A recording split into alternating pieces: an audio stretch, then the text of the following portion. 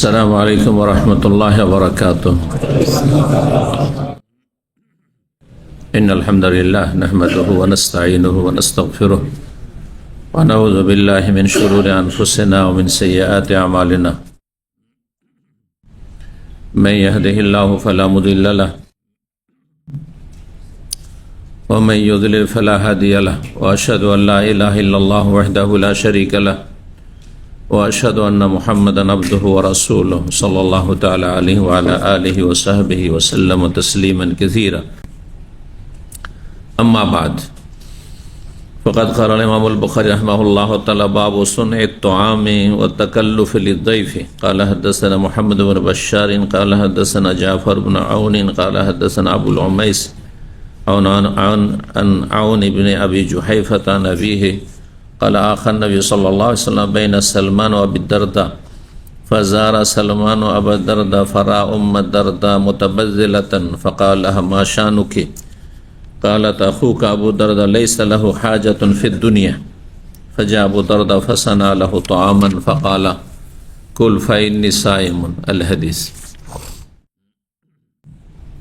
সম্মানিত ভাতৃমণ্ডলী, আল্লাহ রাব্বুল আলামিনের প্রশংসা এবং প্রিয় রাসূল সাল্লাল্লাহু আলাইহি সাল্লামের উপর সালাত ও সালামের পর আজ জুমাবার 18 শাবান 1447 হিজরি মোতাবেক 6 ফেব্রুয়ারি 2026 আমাদের ধারাবাহিক আলোচনা সহিহুল বুখারীর আচার ব্যবহার পর্ব নম্বর 22।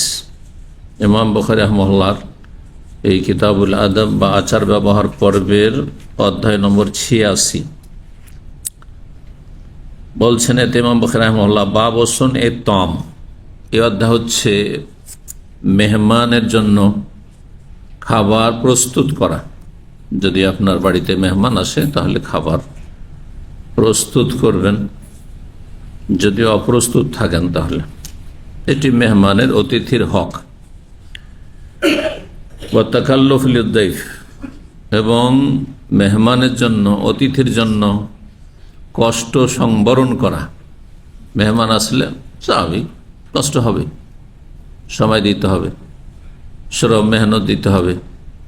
তারপরে আপনার যে দৈনিক যারা ব্যস্ত মানুষ তাদের দৈনিক রুটিন আছে, রুটিন ব্যাহত হয়, অনেক সময় ডিস্টার্ব হয়, ঘুমে ডিস্টার্ব হইতে পারে, কম বেশি হবেই।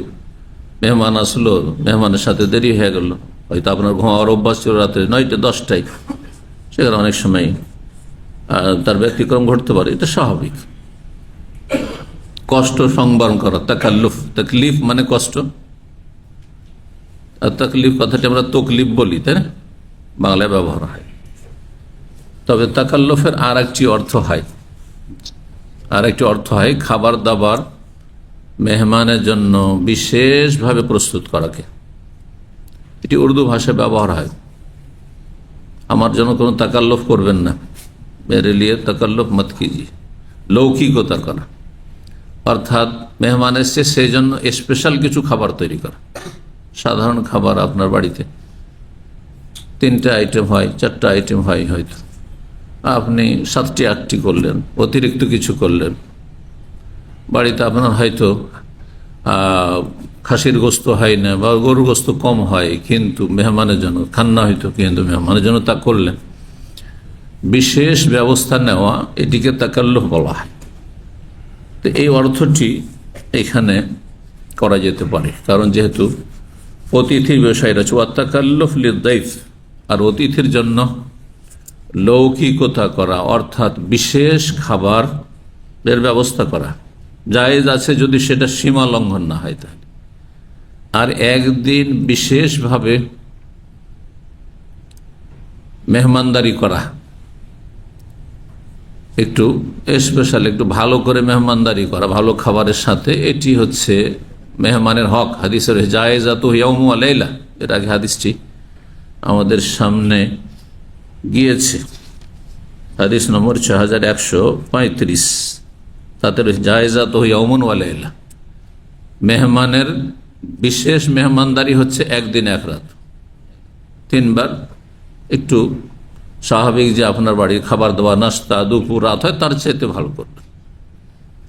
যার যেমন অবস্থা বুঝে ব্যবস্থা, জরুরি নাই যে আপনাকে ধার কর্জা করে আপনাকে 1000 টাকা কিলোর খাসির গোস্ত কিনে নিয়ে আসতে হবে, বা গরুর গোস্ত কিনে নিয়ে আসতে হবে, যেটা আছে সেটা, যেটা পারছেন আপনি, ঋণ কর্জা না করে, মানুষের কাছে ভিক্ষা না করে। আর তারপরে আর 3 দিন হচ্ছে সাধারণ হক মেহমানদারির, তাহলে মোট কয়দিন হলো? 4 দিন। তারপরে হাদিস বলছে ফামাবাদা যালিকা, এর পরের সময়টা 5 দিন 7 দিন ধরে আপনার বাড়িতে আছে, তখন সেটি ফাহুয়া সাদাকা, সেটি আপনার দান সাদকা, নফল। খাওয়াইতে পারেন খাওয়ান, আর না পারেন তো আপনি জবাব দিতে পারেন, জায়েজ আছে, কোনো গুনাহ হবে না। আচ্ছা, মেহমান মানে কি? এর আগে আমরা আলোচনা করেছি, যেহেতু সপ্তাহের অন্য দিনগুলিতে অনেক ভাইরাই থাকেন না। মেহমানের সংজ্ঞা কি? মেহমান কাকে বলে? যাইফ, অতিথি কাকে বলে? আমাদের দেশীয় ভাষায় মেহমান মানে সীমিত একবারে, তাই না? দেখি আপনারা বলুন তো, কেউ একজন, যে অতিথি কাকে বলে? আমাদের দেশীয় ভাষায় ওটাও জানেন না। নিজের ভাষায় মেহমান কাকে বলেন? আত্মীয় স্বজন। আসলে আত্মীয় স্বজন বলতে কাদের বুঝায়? যদি বলে আত্মীয় স্বজন, কাদের বুঝায়? একজন, হ্যাঁ, আগে শ্বশুর বংশে, যে শ্বশুর শালা শালীদের সাথে খাতির করতে দেয়, দেখছেন না? অথচ হাফেজ সাহেব, আল্লাহ হেদায়েত করে, আগে শ্বশুরের নামে কেন নেবে? আগে নিজের বাবার বংশ, মায়ের বংশ, তারপরে আপনার স্ত্রীর বংশ 3 নম্বরে। কারণ বাপের সাথে আপনার কিসের সম্পর্ক? নাসাবের সম্পর্ক, মানে বংশীয় সম্পর্ক। মায়ের সাথেও আপনার বংশের সম্পর্ক একদিক থেকে আছে, যে মায়ের বংশ তারা, যদি আপনার বংশ না হোক সরাসরি, কিন্তু একটা রক্তের সম্পর্ক আছে, ঠিক না? মায়ের মাধ্যম। এদেরকে রাহিম বলা হয়, সিলুল আরহাম, আত্মীয়দের সাথে সুসম্পর্ক বহাল রাখার মধ্যে এরা সামিল, যেটা বাবার বংশ আর মায়ের বংশ। হ্যাঁ, দাদা দাদি, হ্যাঁ, তার সাথে চাচা ফুফু, তাই না? আর নানা নানি, মামা খালা, এরা, বলছেন না? খালু না, খালু হতে পড়েন না, যেমন আপনার চাচি হতে পড়েন না, বুঝতে পারছেন না? আপনি চাচা চাচি সমান মনে করবেন, এটা তো ইসলাম বলে না। আপনি ঠিক আছে, চাচা চাচিকে নিয়ে আসলে অবশ্যই আপ্যায়ন করবেন, কিন্তু আপনি একই স্তরের মনে করবেন যে চাচা চাচি সমান না। চাচি কোন বংশের আর চাচা কোন বংশের? বুঝতে পারছেন না? পারছেন না? চাচা আপনার বংশের, আপনার বাবার ভাই। চাচি তো আপনি মাহারামই না, তো আমাদের দেশের অধিকাংশ মানুষই বুঝে না। মামি কার বংশের? আপনার মায়ের বংশের? হ্যাঁ, না, মামির আপনি মাহারাম? মামিকে নিয়ে হজমরে আসতে পারে, সফর করতে পারবেন না? মোটেই জায়েজ না। মামির জন্য পর্দা করা ফরজ। কয়জন মানুষ আমাদের সমাজে জানে মামির জন্য ভাগ্নের সামনে, অর্থাৎ স্বামীর ভাগ্নে, আসলে পর্দা করা ফরজ। চাচির জন্য পর্দা করা ফরজ। এই ইসলামিক পর্দা কয়জনের বাড়িতে আছে? এর নাম হচ্ছে ইসলামিক পর্দা। আর দেশীয় পর্দা মানে গ্রামের লোকের জন্য পর্দা নেই। ও তো আমার গ্রামের ছেলে, গ্রামের লোক, ও তো আমাদের আত্মীয়,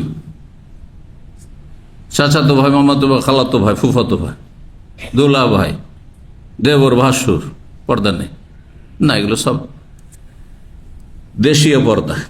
আল্লাহ যেন ইসলাম বুঝার, আমল করার তৌফিক দান করে।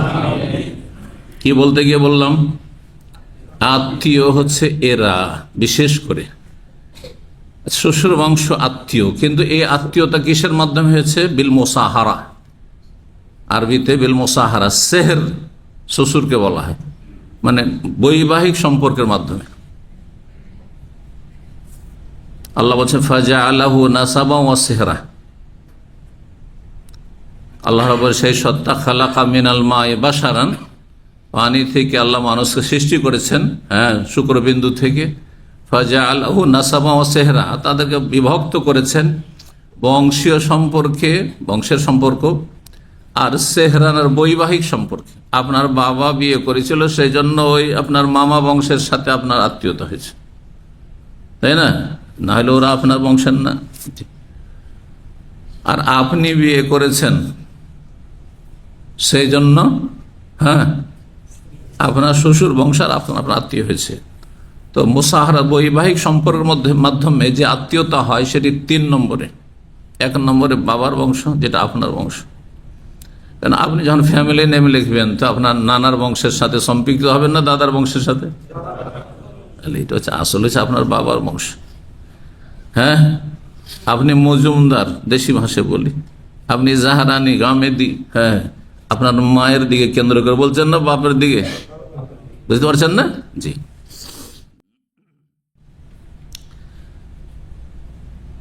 কিন্তু ইসলামের ভাষায় কি অতিথি, মেহমান এই 3টেতে সীমিত? অতিথি যারা আত্মীয় নয়, এরকম কোনো সম্পর্ক নেই, কিন্তু আপনার গ্রামে আপনার বাড়িতে এসেছে,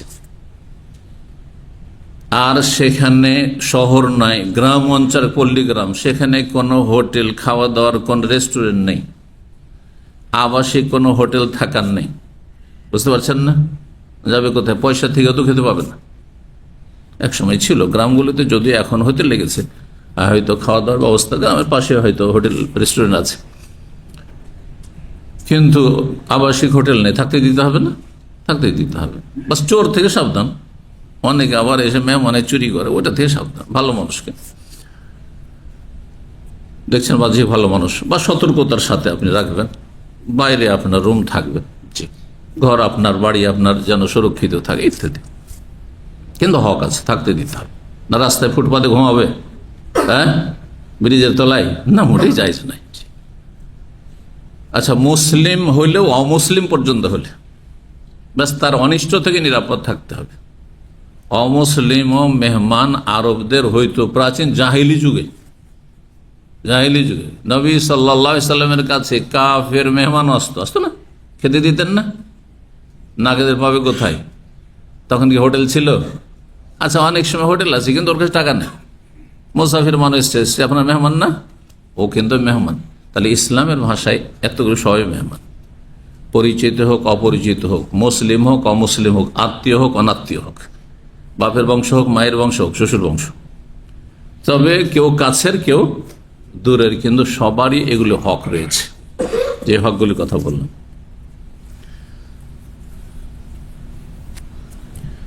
ইব্রাহিম আলাইহিস সালামের কাছে যখন অপরিচিত মেহমানরা এসেছিলেন, তারা আসলে কে ছিল? ফেরেশতা। উনি কি জানতেন যে ফেরেশতা? ফেরেশতার জন্য গরু জবাই করবে নাকি? হ্যাঁ, ভোনা গরু নিয়ে চলে আসবে? ফেরেশতা জানেন যে ফেরেশতা খাবে না, তো ওদের যেন ওর খাবার দেওয়ার ব্যবস্থা। তার মানে জানছেন যে এরা মেহমান আমার, মানুষের রূপ ধারণ করেছে, মানে এরা আমার মেহমান। আচ্ছা, পরিচিত তারা ছিল? অপরিচিত। ফালাম্মা আইদিয়াহুম লা তাসিলু ইলাইহিম, যখন দেখলেন ইব্রাহিম আলাইহিস সালাম যে খেতে বলছি কিন্তু খাবার দিকে হাত বাড়াচ্ছেন না, নাকিরাহুম, তখন ভয় পেলেন। এরা কি তাহলে চোর ডাকাত নাকি শত্রু, নাকি ক্ষয়ক্ষতি করার জন্য এসছে নাকি? কারণ স্বাভাবিক মেহমান হলে খাবে। বুঝতে পেরেছেন? তখন তারা বলেন, না না না, ইন্না উরসিলা কওমে লূত, আমরা হচ্ছে ফেরেশতা, মালায়েকা, আমরা হচ্ছে মালায়েকা। 10 জন বা 11 জন, বিভিন্ন রিওয়ায়াত রয়েছে, কমপক্ষে 10 জন। তার মধ্যে একজন জিবরাইল আলাইহিস সালাম ছিলেন। লূত আলাইহিস সালামের জাতি কাফের সমকামী জাতিকে ধ্বংস করার জন্য এসেছি। লূত আলাইহিস সালামের জামানা, ইব্রাহিম আলাইহিস সালামের জামানা, লূত আলাইহিস সালামের ভাতিজা, লূত আলাইহিস সালাম ভাতিজা ছিলেন ইব্রাহিম আলাইহিস সালামের। কিন্তু তার আগে আপনাকে সুসংবাদ দিতে এসেছি আপনার এক সন্তানের। তার সুসংবাদ ছিল ইসমাইলের? না, ইসহাক। ইসহাকের তো সুসংবাদ দিচ্ছি, দ্বিতীয় সন্তান। তার আগে ইসমাইল হয়ে গেছে। হ্যাঁ, অমি ওয়ারা ইসহাক ইয়াকুব, আর একটি অগ্রিম সংবাদ দিচ্ছি যে ইসহাকের ঘরে ইয়াকুব নবী পয়দা হবে। সুবহানাল্লাহ, সুসংবাদ দিচ্ছি, কোরআনে রয়েছে কথা। তাহলে অপরিচিত মানুষকেও আপ্যায়ন করার জন্য ব্যবস্থা করেছেন ইব্রাহিম খলিলুল্লাহ আলাইহিস সালাতু সালাম। আর ইব্রাহিমের সুন্নত, বহু সুন্নত, শুধু ওই সুন্নাতুল ফিতরা প্রাচীন সুন্নত নয়, অনেকগুলি সুন্নত ইসলামে বহাল রাখা হয়েছে আগের নবী রসুলগণের, বিশেষভাবে ইব্রাহিম আলাইহিস সালামের। এই জন্য ইব্রাহিম আলাইহিস সালামের দিনের সাথে দিন ইসলামের সম্পর্ক বেশি। আশা করি বুঝতে পারছেন। ইব্রাহিম আলাইহিস সালামের আদর্শ তো হচ্ছে হজ করা, তাই না? বাইতুল্লাহর তাওয়াফ করা, সাফা মারওয়া সাই করা, জি, আর তারপরে জামরাতে পাথর মারা, সব ইব্রাহিম আলাইহিস সালামের সুন্নতি, ইব্রাহিমী আদর্শ শরীর। যাই হোক, অধ্যায় কি বললাম? খাবার প্রস্তুত করা আর বিশেষ ব্যবস্থা নেওয়া অতিথির জন্য খাবারের, বিশেষ করে একদিন, আর তারপরে পারলে করবেন, আর না হলে স্বাভাবিক যেটা, হ্যাঁ আপনি ডাল ভাত যা খান স্বাভাবিক বাড়িতে সেটাই করবেন, কোনো অসুবিধা নেই।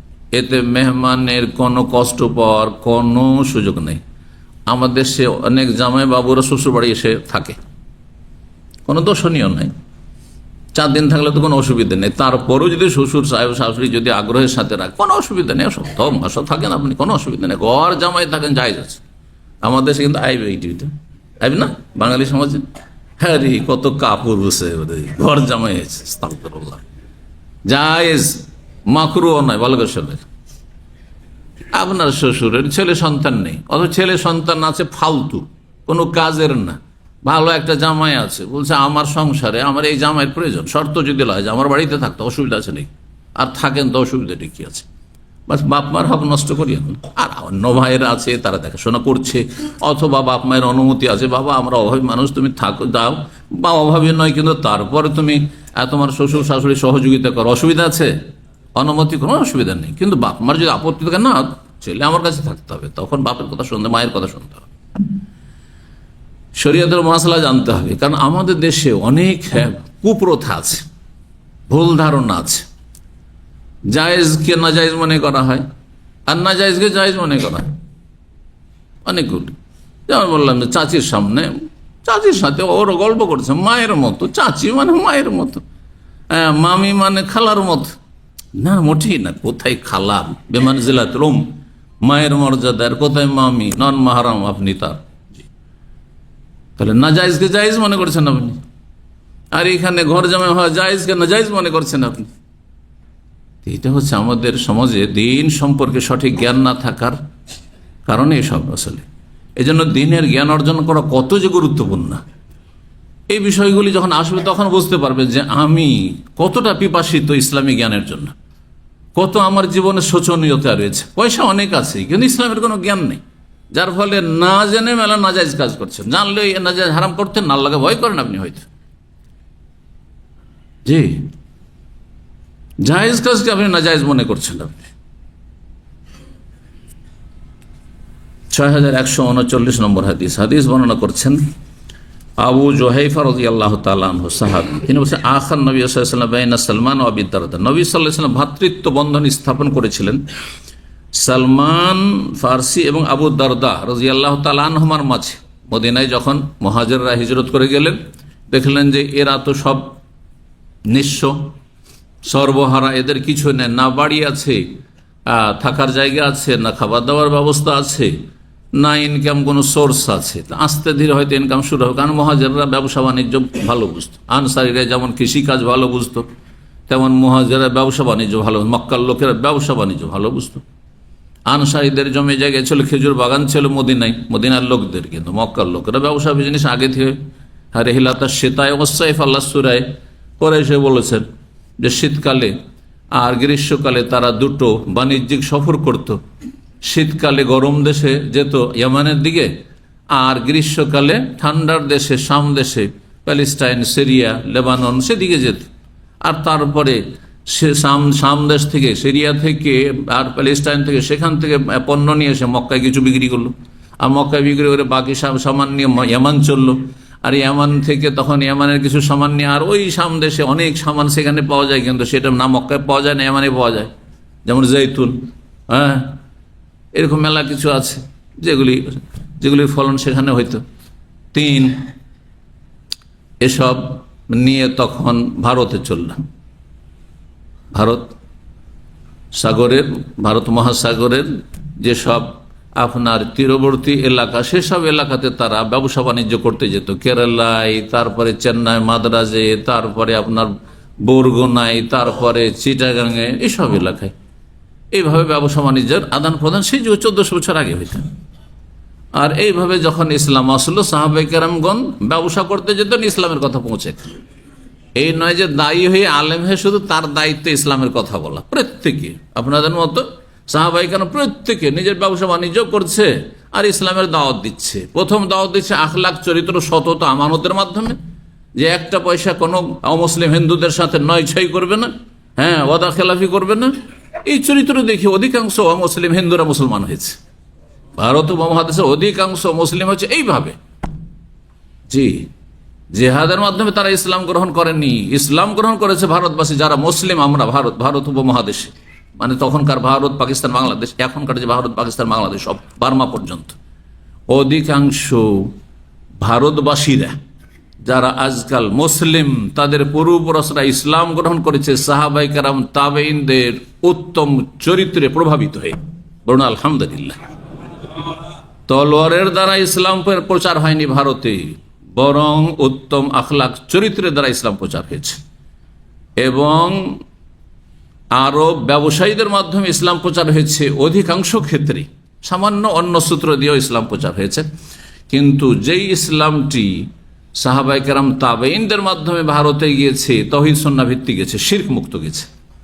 আর যেই ইসলাম প্রচার হয়েছে সুফিদের মাধ্যমে, পীরদের মাধ্যমে, হ্যাঁ, সাধকদের মাধ্যমে, সেখানে বিদআত মিশানো ইসলাম গেছে। এটা সংক্ষিপ্ত ভারত উপমহাদেশে ইসলাম প্রচার প্রসারের যে সূত্রগুলির দিকে ইঙ্গিত করলাম। আর তৃতীয় আরেকটি সূত্র রয়েছে, সেটা হচ্ছে শাসক গোষ্ঠীর মাধ্যমে। এই তিনটি সোর্স দিয়ে ভারতে ইসলাম পৌঁছেছে। মনে থাকবে, এটি গুরুত্বপূর্ণ দর্শ মনে রাখবেন, ঐতিহাসিক দর্শ মনে রাখবেন। অনেক লম্বা আলোচনার সার সংক্ষেপ, যে ভারত উপমহাদেশে আমাদের পূর্বপুরুষরা যে ইসলাম গ্রহণ করেছেন, তিনটি সূত্রের কোনো একটি সূত্র থেকে হয় আরব ব্যবসায়ীদের মাধ্যমে অধিকাংশ বিশুদ্ধ ইসলাম পৌঁছেছে। হ্যাঁ, আরবদের কাছ থেকে যেহেতু গেছে, হ্যাঁ, পারস্য দেশ, ইরান থেকে আর ইরাক থেকে যায়নি, কিন্তু বুঝতে পারছেন না? জি। আর দ্বিতীয় হচ্ছে, হ্যাঁ, সুফিদের মাধ্যমে, হ্যাঁ, যাদের, হ্যাঁ, মারা যাওয়ার পরে অতি ভক্তির কারণে মাজার পূজা শুরু হয়েছে। এই মাজারগুলো এইভাবে হয়েছে। অতি ভক্তি ধর্মের নামে যখন শুরু হয়, তখন শিরক বিদআত শুরু হয়ে যায়। অতি ভক্তি শিরক বিদআতের লক্ষণ। যেমন দুনিয়ার ক্ষেত্রে অতি ভক্তিকেও যদি করে, তাহলে চোরের লক্ষণ। ঠিক, হ্যাঁ, চোর পয়সা চুরি করে, আর এরা ঈমান চুরি করেছে, শিরক বিদআতে লিপ্ত করেছে। অমুসলিম থেকে মুসলিম তো বানিয়েছে বা মুসলিম তো হয়েছে, কিন্তু তাদের সংস্কার সংশোধন হয়নি যে এগুলো শিরক। দুর্গা পূজা করলেও শিরক হয়, দরগা পূজা করলেও শিরক হয়, দাঁড় করে পূজা করলেও শিরক হয়, মূর্তি পূজা করলেও শিরক হয়, আর শুয়ে দিয়ে দাফন করে মাজার পূজা করলেও শিরক হয়। এই শিক্ষা দেওয়া হয়নি, যার ফলে অতি ভক্তি করতে গিয়ে শিরক বিদআতে লিপ্ত হয়ে গেছে। এক গর্ত থেকে উঠে এসেছিল, আর এক গর্তে গিয়ে আছাড় খেয়ে পড়েছে। নাসাল্লাহ সালামত। বুঝতে পারছেন? আর তৃতীয় সোর্স হচ্ছে ইসলাম পৌঁছার, সেটাও শাসক গোষ্ঠী। বেশ কিছু ভালো শাসক ছিলেন, সব মুসলিম ভালো শাসক ছিলেন না হয়তো, কিন্তু অনেক ভালো ন্যায়পরায়ণ ভালো মানুষ ছিলেন, এবং ইসলাম প্রচার প্রসারে তাদের চিন্তা ছিল, তারা ইসলামের প্রচার প্রসার করেছেন। জি, তো কি বলছিলাম? মুহাজিরিন আনসার। মুহাজিররা, এই মুহাজিরদের কথা বলতে গেলাম যে এরা ব্যবসা বাণিজ্যে পারদর্শী ছিলেন মক্কার লোকেরা। সালমান ফারসি আর আবু দারদার মাঝে দোস্তি পাতিয়ে দিয়েছিলেন, ভ্রাতৃত্ব বন্ধন স্থাপন করা, মুআখাত যেটি বলা হয়। নবী সাল্লাল্লাহু আলাইহি ওয়াসাল্লাম মক্কা থেকে মদিনা হিজরত করে এসে যেই কাজগুলি করেছিলেন, সামাজিক সম্পর্ককে মজবুত করার জন্য তার একটি পদক্ষেপ এটি ছিল, ভ্রাতৃত্ব বন্ধন। একজন যখন জানবে যে মুসলিম ভাই আমার সবাই ভাই, আপনারা সবাই মুসলিম ভাই, কিন্তু তাই না? কিন্তু একজনের সাথে বিশেষ যদি একটা খাতির থাকে, তাহলে তার যত্ন আলাদাই নেবেন আপনি। সে দেশে গেলে আপনি তাকে এয়ারপোর্টে দিয়ে আসবেন, দেশ থেকে আসলে নিয়ে আসবেন, সবাই করবেন নাকি? আর সব মান নাকি যে সবাই আপনার খোঁজ নেবে, আর সবার প্রয়োজনই নাকি আপনার? বুঝতে পারছেন না? জি। তো এর একটা প্রয়োজন ছিল, নতুন জায়গায় আসছেন, কেউ কাউ চেনেন না আর কেউ আত্মীয় না, তাহলে ইমান ইসলামের ভিত্তিতেই শুধু সহযোগিতা, এটা সাধারণ সহযোগিতা, কিন্তু বিশেষ সহযোগিতা থাকবে যার সাথে যার ভ্রাতৃত্ব বন্ধন কায়েম করে দিয়েছে রাসূলুল্লাহ সাল্লাল্লাহু আলাইহি ওয়াসাল্লাম। খাওয়া দাওয়ার দায়িত্ব তার থাকবে, থাকার জায়গা না থাকলে থাকতে দিতে পারলে থাকতে দে বাড়িতে, না হলে মসজিদ নববীতে ঘুমাবে। মসজিদ নববীতে সাহাবীরা ঘুমাইতেন, আসহাবে সুফারা কোথায় ঘুমাইতেন? সব মসজিদে ঘুমাইতেন। তো প্রয়োজনে মসজিদে ঘুমানো জায়েজ, কারণ অনেকের কাছে শুনবেন দেশে ফতোয়া যে মসজিদে ঘুমানো জায়েজ নয়। যুবক সাহাবীরা মসজিদে ঘুমাইতেন, যাদের বাড়ি ঘর ছিল না। আব্দুল্লাহ বিন উমর বলছেন, আমার আব্বার বাড়ি, উমরের বাড়ি ছোট ছিল আর আমি সাবালক, জায়গা ছিল না বাড়িতে।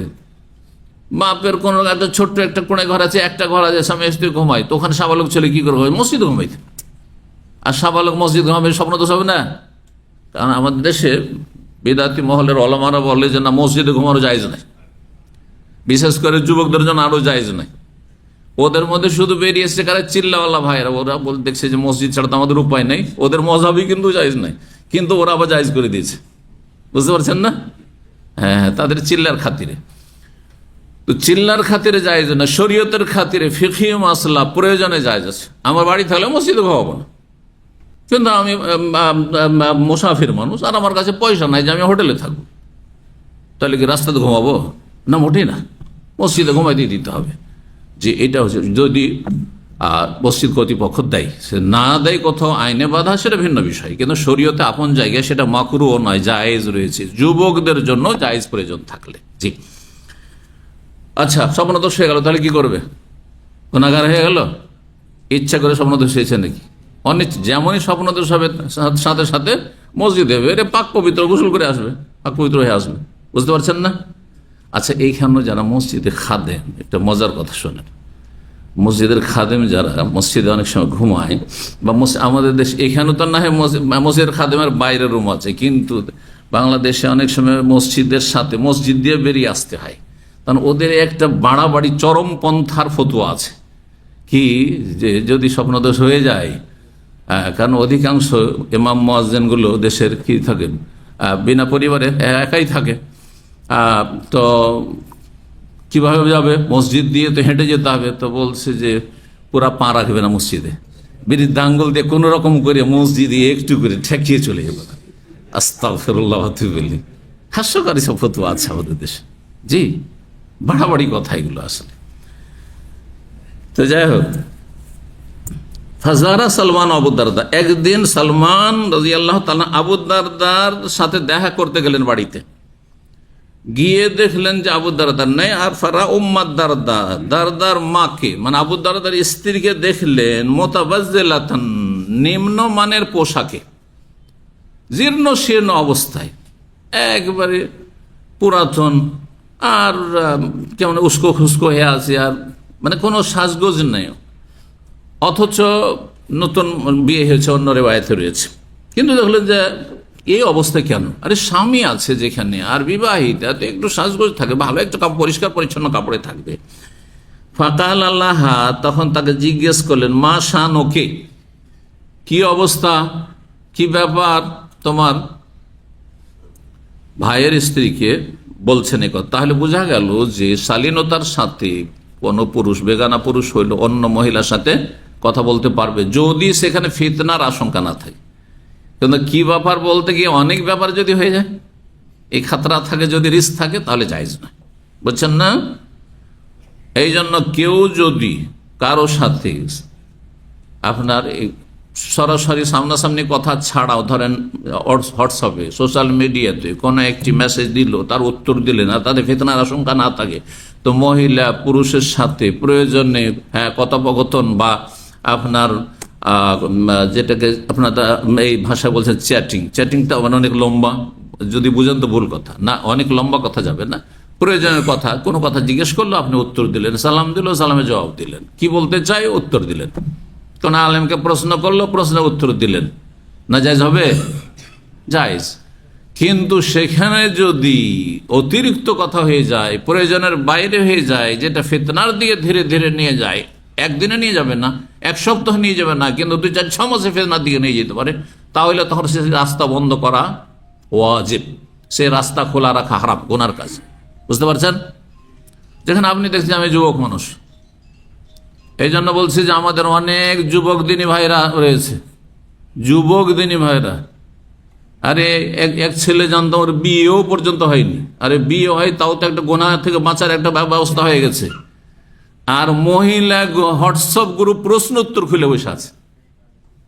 মহিলা হোয়াটসঅ্যাপ গ্রুপ প্রশ্ন উত্তরের গ্রুপ, আর সে কোনো শেখও না, মোটেই জায়েজ না এগুলো। আপনি পুরুষকে শিখে দিতে পারেন না? পুরুষদের আপনি হোয়াটসঅ্যাপ গ্রুপ খোলেন। আর মহিলাদের গ্রুপ লাগে তো ওইরকম মুরব্বীরা যারা পরেশগার, যাদের আপনার ফিতনার আশঙ্কা কম আছে, হ্যাঁ, তারা করুক যদি জরুরি হয় সেই জন্য। আর যদি মহিলা আলেমা দেওয়া হয় তো কাজ চলুক। আপনি কেন ওগুলোতে যাবেন? বড়ই ফিতনার বিষয়, বিশেষ করে অবিবাহিত ব্যক্তি, যুবক ব্যক্তি আর এইসব ফিতনার ধারে কাছে যাবেন না। ধর্মের নামে এইসব ফিতনা ছড়াবেন না, আল্লাহ হেফাজত করুক। মাসানোকে কি অবস্থা, এমনটা কেন? কালাত, তখন উম্মু দারদা বলল, আহুক আবু দারদা, তোমার ভাই আবু দারদা যে আছে, লাইসা লাহু হাজাতুন ফিদ দুনিয়া, তার দুনিয়ার কোনো প্রয়োজন নেই, তার স্ত্রীর খোঁজ খবর নেই, ও আমার খোঁজ খবর নেই না, তো কার জন্য আমি সাজগোজ করব? এই জন্য আমি এই নিম্নমানের জীর্ণ শীর্ণ কাপড় পরিধান করে আছি। ফাজা আবু দারদা, একটু পরে আবু দারদা আসলো। আবু দারদা আসার পরে ফাসান আল্লাহ তো আমান, ভাই এসেছে সালমান, হ্যাঁ, নবী সাল্লাল্লাহু আলাইহি ওয়াসাল্লাম ভ্রাতৃত্ব বন্ধন কায়েম করে দিয়েছেন, তার জন্য খাবার তৈরি করলো। ফাকালা, তাহলে খাবার তো, মেহমান আসলে বাড়িতে খাবার তৈরি করবেন, এই হাদিস দ্বারা বোঝা গেল। বুঝতে পারছেন না? জি। আর তারপরে বলছেন কুল, খাওয়া দাওয়া করেন, দিনের বেলা ছিল, খাওয়া দাওয়া করেন। ফাইন নিসাইম, আমি রোজে আছি, আপনি খান, আমি রোজে আছি, আপনি খাওয়া দাওয়া করেন। বন্ধুকে বলছে কালাম্মা আনাবি আকিল হাত্তা, আমি খাবো না যতক্ষণ তুমি না খাবে, তুমি না খেলে আমিও খাবো না। বুঝছেন না? নফল সুন্নত রোজার ক্ষেত্রে মেহমান বাড়ির মালিককে বলতে পারে যে না, আমার সাথে খেতে হবে, নাহলে খাবো না, জায়েজ। নফল রোজা ভাঙতে পারেন, সুন্নত রোজা, শাবানে রোজা রেখেছেন ভাঙতে পারেন, সোমবারে রোজা রেখেছেন আর মেহমান চলে এসে ভাঙতে পারেন, বৃহস্পতি রোজা ভাঙতে পারেন। ভাঙতে পারবে না কোন রোজা? একজন বলেন দেখি, একজন বললেন, একজন বলতে বলে চুপ হয়ে যাচ্ছেন যে ধরা খেয়ে যাবো হয়তো। হ্যাঁ, আর গোলমালে সবই চলবে না, না এরকম গোলমালে চলবে না। যে বলবেন হাত তোলেন। হ্যাঁ, রমজান মাসের রোজা, ব্যাস। হ্যাঁ, আর কিছু আমি এমনি জিজ্ঞাসা করি না, যাতে করে উত্তরটা সহি হয়। অর্ধেকটা 3 ভাগের 1 ভাগ হয়েছে। হ্যাঁ, 2 নম্বর কাজা রোজা। ধরেন এখন আপনি কাজা রোজা, আপনার স্ত্রী কাজা রোজা করছে, আপনি ভেঙে দাও, না জায়েজ নাই। 2 আর আছে মান্নতের রোজা, মান্নত করেছেন আল্লাহ যদি আমাকে সৌদি আরব নিয়ে যায় আমি 3টা রোজা রাখবো। হ্যাঁ, আল্লাহ যদি আমার এই কাজটা হয়ে যায়, ছেলেটা যদি আমার পাস করে না, এই চান্সটা পেয়ে যায়, তাহলে আমি 10টি রোজা রাখবো। তাহলে ফরজ করে ফেলেছেন আপনি, যেটা ফরজ সেটা ফরজ করে ফেলেছেন। এই 3 রোজা ভাঙা যাবে না, কারণ মান্নত রোজাও ফরজ, কাজা রোজাও ফরজ রোজা, আর রমজানের রোজাও ফরজ রোজা। এছাড়া যে কোনো রোজা ভাঙতে পারেন আপনি। যদি এর আরাফার রোজা, যাতে 2 বছরের গুনাহ মাফ, সেটাও ভেঙে দেন, যদিও ভালো কাজ না, কেন এত ফজিলত কেনই বা ভাঙবেন? হ্যাঁ, ভাঙিয়েন না, কিন্তু যদি ভেঙে দেন গুনাহগার হবেন না। নবী সাল্লাল্লাহু আলাইহি ওয়াসাল্লামের হাদিস রয়েছে, আস-সায়িমুল মুতাত্তাউ আমিনু নাফসিহি, নফল রোজাদার নিজের নফসের মালিক নিজে। ইনশা আসামা ওয়া ইনশা আফতারা, যদি চাই রোজা রাখবে, আর চাই তো হ্যাঁ ভেঙে দিবে। রোজা রেখেছিলেন না, তার মানে ছেলেমেয়েরা বেশ ভালো খাবার তৈরি করেছে, মেহমান আসেনি, কিচ্ছু আসেনি, চলো তোমাদের সাথে খেয়ে নি, অসুবিধা আছে? কোনো অসুবিধা নেই, জায়েজ, জায়েজ। কিন্তু একেবারে শেষ দিকে ভাঙবেন না, যে আসরের সময় ভাঙছেন, কষ্ট হলে ভাঙতে পারেন অবশ্য, কষ্ট ছাড়া এমনি শখ করে যদি ভাঙে তো দুপুর আগে ভেঙে দেন। আপনি নাস্তা দিয়ে ভেঙে দিলেন, দুপুর পর্যন্ত ভেঙে দিলেন, আসর পর্যন্ত সারাদিন না খেয়ে থেকে, আর তারপরে মাত্র 1-2 ঘন্টা আছে, আর সেই সময় ছেলেমেয়েরা ভালো একটা পার্টি শুরু করেছে, বড় হয়েছে ছেলেমেয়েরা, অনেক সময় এরকম হয়, ছেলেমেয়েরা বড় হয়েছে তা আপনারা কন্ট্রোলে নেই, ওদের মতো একটা ভালো পার্টি শুরু করে দিয়েছে, আর লোভ সামলাইতে পারলেন, খেতে বসে গেলেন, এটা ভালো কাজ না, কারণ নেক আমলটি কমপ্লিট হতে যাচ্ছিল, তখন আর করবেন না এরকম। যদিও কোনো নাজায়েজ কাজ করলেন না, কিন্তু এটা অপছন্দনীয় কাজ করলেন। জি, এটা আপনার জন্য উচিত নয়। তাহলে আপনার নেকির প্রয়োজন আপনি বেশি মনে করছেন না হয়তো, অথচ নেকিটা 1-2 ঘন্টা পরেই আপনি পেয়ে যেতেন, সাব্যস্ত হয়ে যেত। জি, একথায় মেহমানের জন্য বা যে কোনো কারণে বা এমনি বিনা কারণেও যদি নফল রোজা ছেড়ে দেন, ধরেছিলেন ছেড়ে দিলেন, কোনো অসুবিধা নেই। নবী সাল্লাল্লাহু আলাইহি ওয়াসাল্লাম এরকমটা অনেক সময় করতেন। বিবিদের বাড়ি গেছেন, ভালো খাবার আছে, আগে থেকে রোজা নিয়েছিল, বলেন ঠিক আছে ছেড়ে দিয়ে আজকে। আর একদিন সবার বাড়ি ঘুরে কারো বাড়ি খাবার নেই, সকাল থেকে নিয়ত করেননি, মানে শুভ সাদেক থেকে নিয়ত করেননি নফল সুন্নত রোজা। যখন দেখলেন যে সারাদিন তো খাবার নেই, না খেয়েই থাকতে হবে, তখন কি বলতেন? এজান আনা সাইম, তাহলে আজ রোজা রেখেই নিলাম। তখন না খেয়েই থাকতে হবে, তো এবাদতে না খেয়ে থাকি, এমনি এমনি না খেয়ে থাকি। যারা ডায়েট করছেন তাদেরকে পরামর্শ দেবো, যে ডায়েটই যখন করবেন না খেয়ে, হ্যাঁ, তাহলে এমনি এমনি ডায়েট না করে দুনিয়াদারদের মতো আপনি দিনদার ধার্মিক ডায়েট করেন, সেটা হচ্ছে রোজা রাখেন। কথা বুঝতে পারছেন না? রোজা রাখেন, ওজন কমে যাবে। জি, আর বেশি খেয়ে এবার রোজা রাখবেন, আর বেশি খেয়ে ইফতার করবেন না, তাহলে ওজন কমবে। আজকাল অধিকাংশ সময় রোজা রেখে ওজন কমে না, আরো বেড়ে যাচ্ছে। রমজান আসছে সেজন্য বলছি, অনেকে চিন্তা করেন যে এই রমজানে একটু ওজন কমাবো, কিন্তু কমছে কোথায়, আরো বেড়ে গেল। আরে কারণটা কি জানেন? ইফতার করতে গিয়ে এমনিতে আপনার নিস্তেজ হয়ে আছে, হ্যাঁ, পাকস্থলী, হ্যাঁ, আর তাকে দিলে না পরে আপনি, যেমন আপনার কাঁধে উঠাইতে পারবেন 40 কেজি, 80 কেজি লোড দিয়ে পারবেন আপনি, ওই রকম এমন ইফতার করলেন যার চলতেই পারছেন না, মাগরিবে যাওয়াই মুশকিল। এরকম করলে হয়? আর ইফতারের সাথে সাথে বড় আপনি সাহান নিয়ে বসে গেছেন, আর একবার রোজ বখারি খেয়ে ফেললেন, তো কাজ হবে? বুঝতে পারছেন? আস্তে আস্তে দেন একটু করে। জি, এবং যেগুলো তাড়াতাড়ি হজম হবে সেগুলি দেন। হ্যাঁ, লঘু পাক দেন, গরু পাক দিয়েন না। জি, এইভাবে আস্তে ধীরে অল্প অল্প করে। এইরকমই সাহারিতে আপনি একবারে ভাত না হলে সাহারি হবেন না, আর সেটা একবারে পূর্ণ, হ্যাঁ, কোনো ভাগটাগ নেই। হাদিসে 3 ভাগ আছে না, আপনি কোনো ভাগটাগ না, একবারে পেট পুরে খাবেন, তাহলে কাজ হবে? হ্যাঁ, পেট পুরে খেয়ে দিয়ে ফজর পর আরব দেশে ঘুমিয়ে যাওয়া। রমজান মাসে তো সকালে ডিউটি সাধারণত থাকে না, তো কি করবো, অধিকাংশ মানুষই তো ঘুমিয়ে যান। তুই এত ভাত নিয়ে যদি ঘুমিয়ে যান বিনা হজম করায়, তো ওজন কমবে, শরীর সুস্থ হবে, আরো অসুস্থ হয়ে যাবে। আপনি খেজুর খেয়ে রোজা রাখেন। নবী সাল্লাল্লাহু আলাইহি ওয়াসাল্লাম বলেছেন, নেমা সহুরুল মুমিনি আত-তামরু, সবচাইতে উত্তম মুমিনের সাহরি হচ্ছে খেজুর।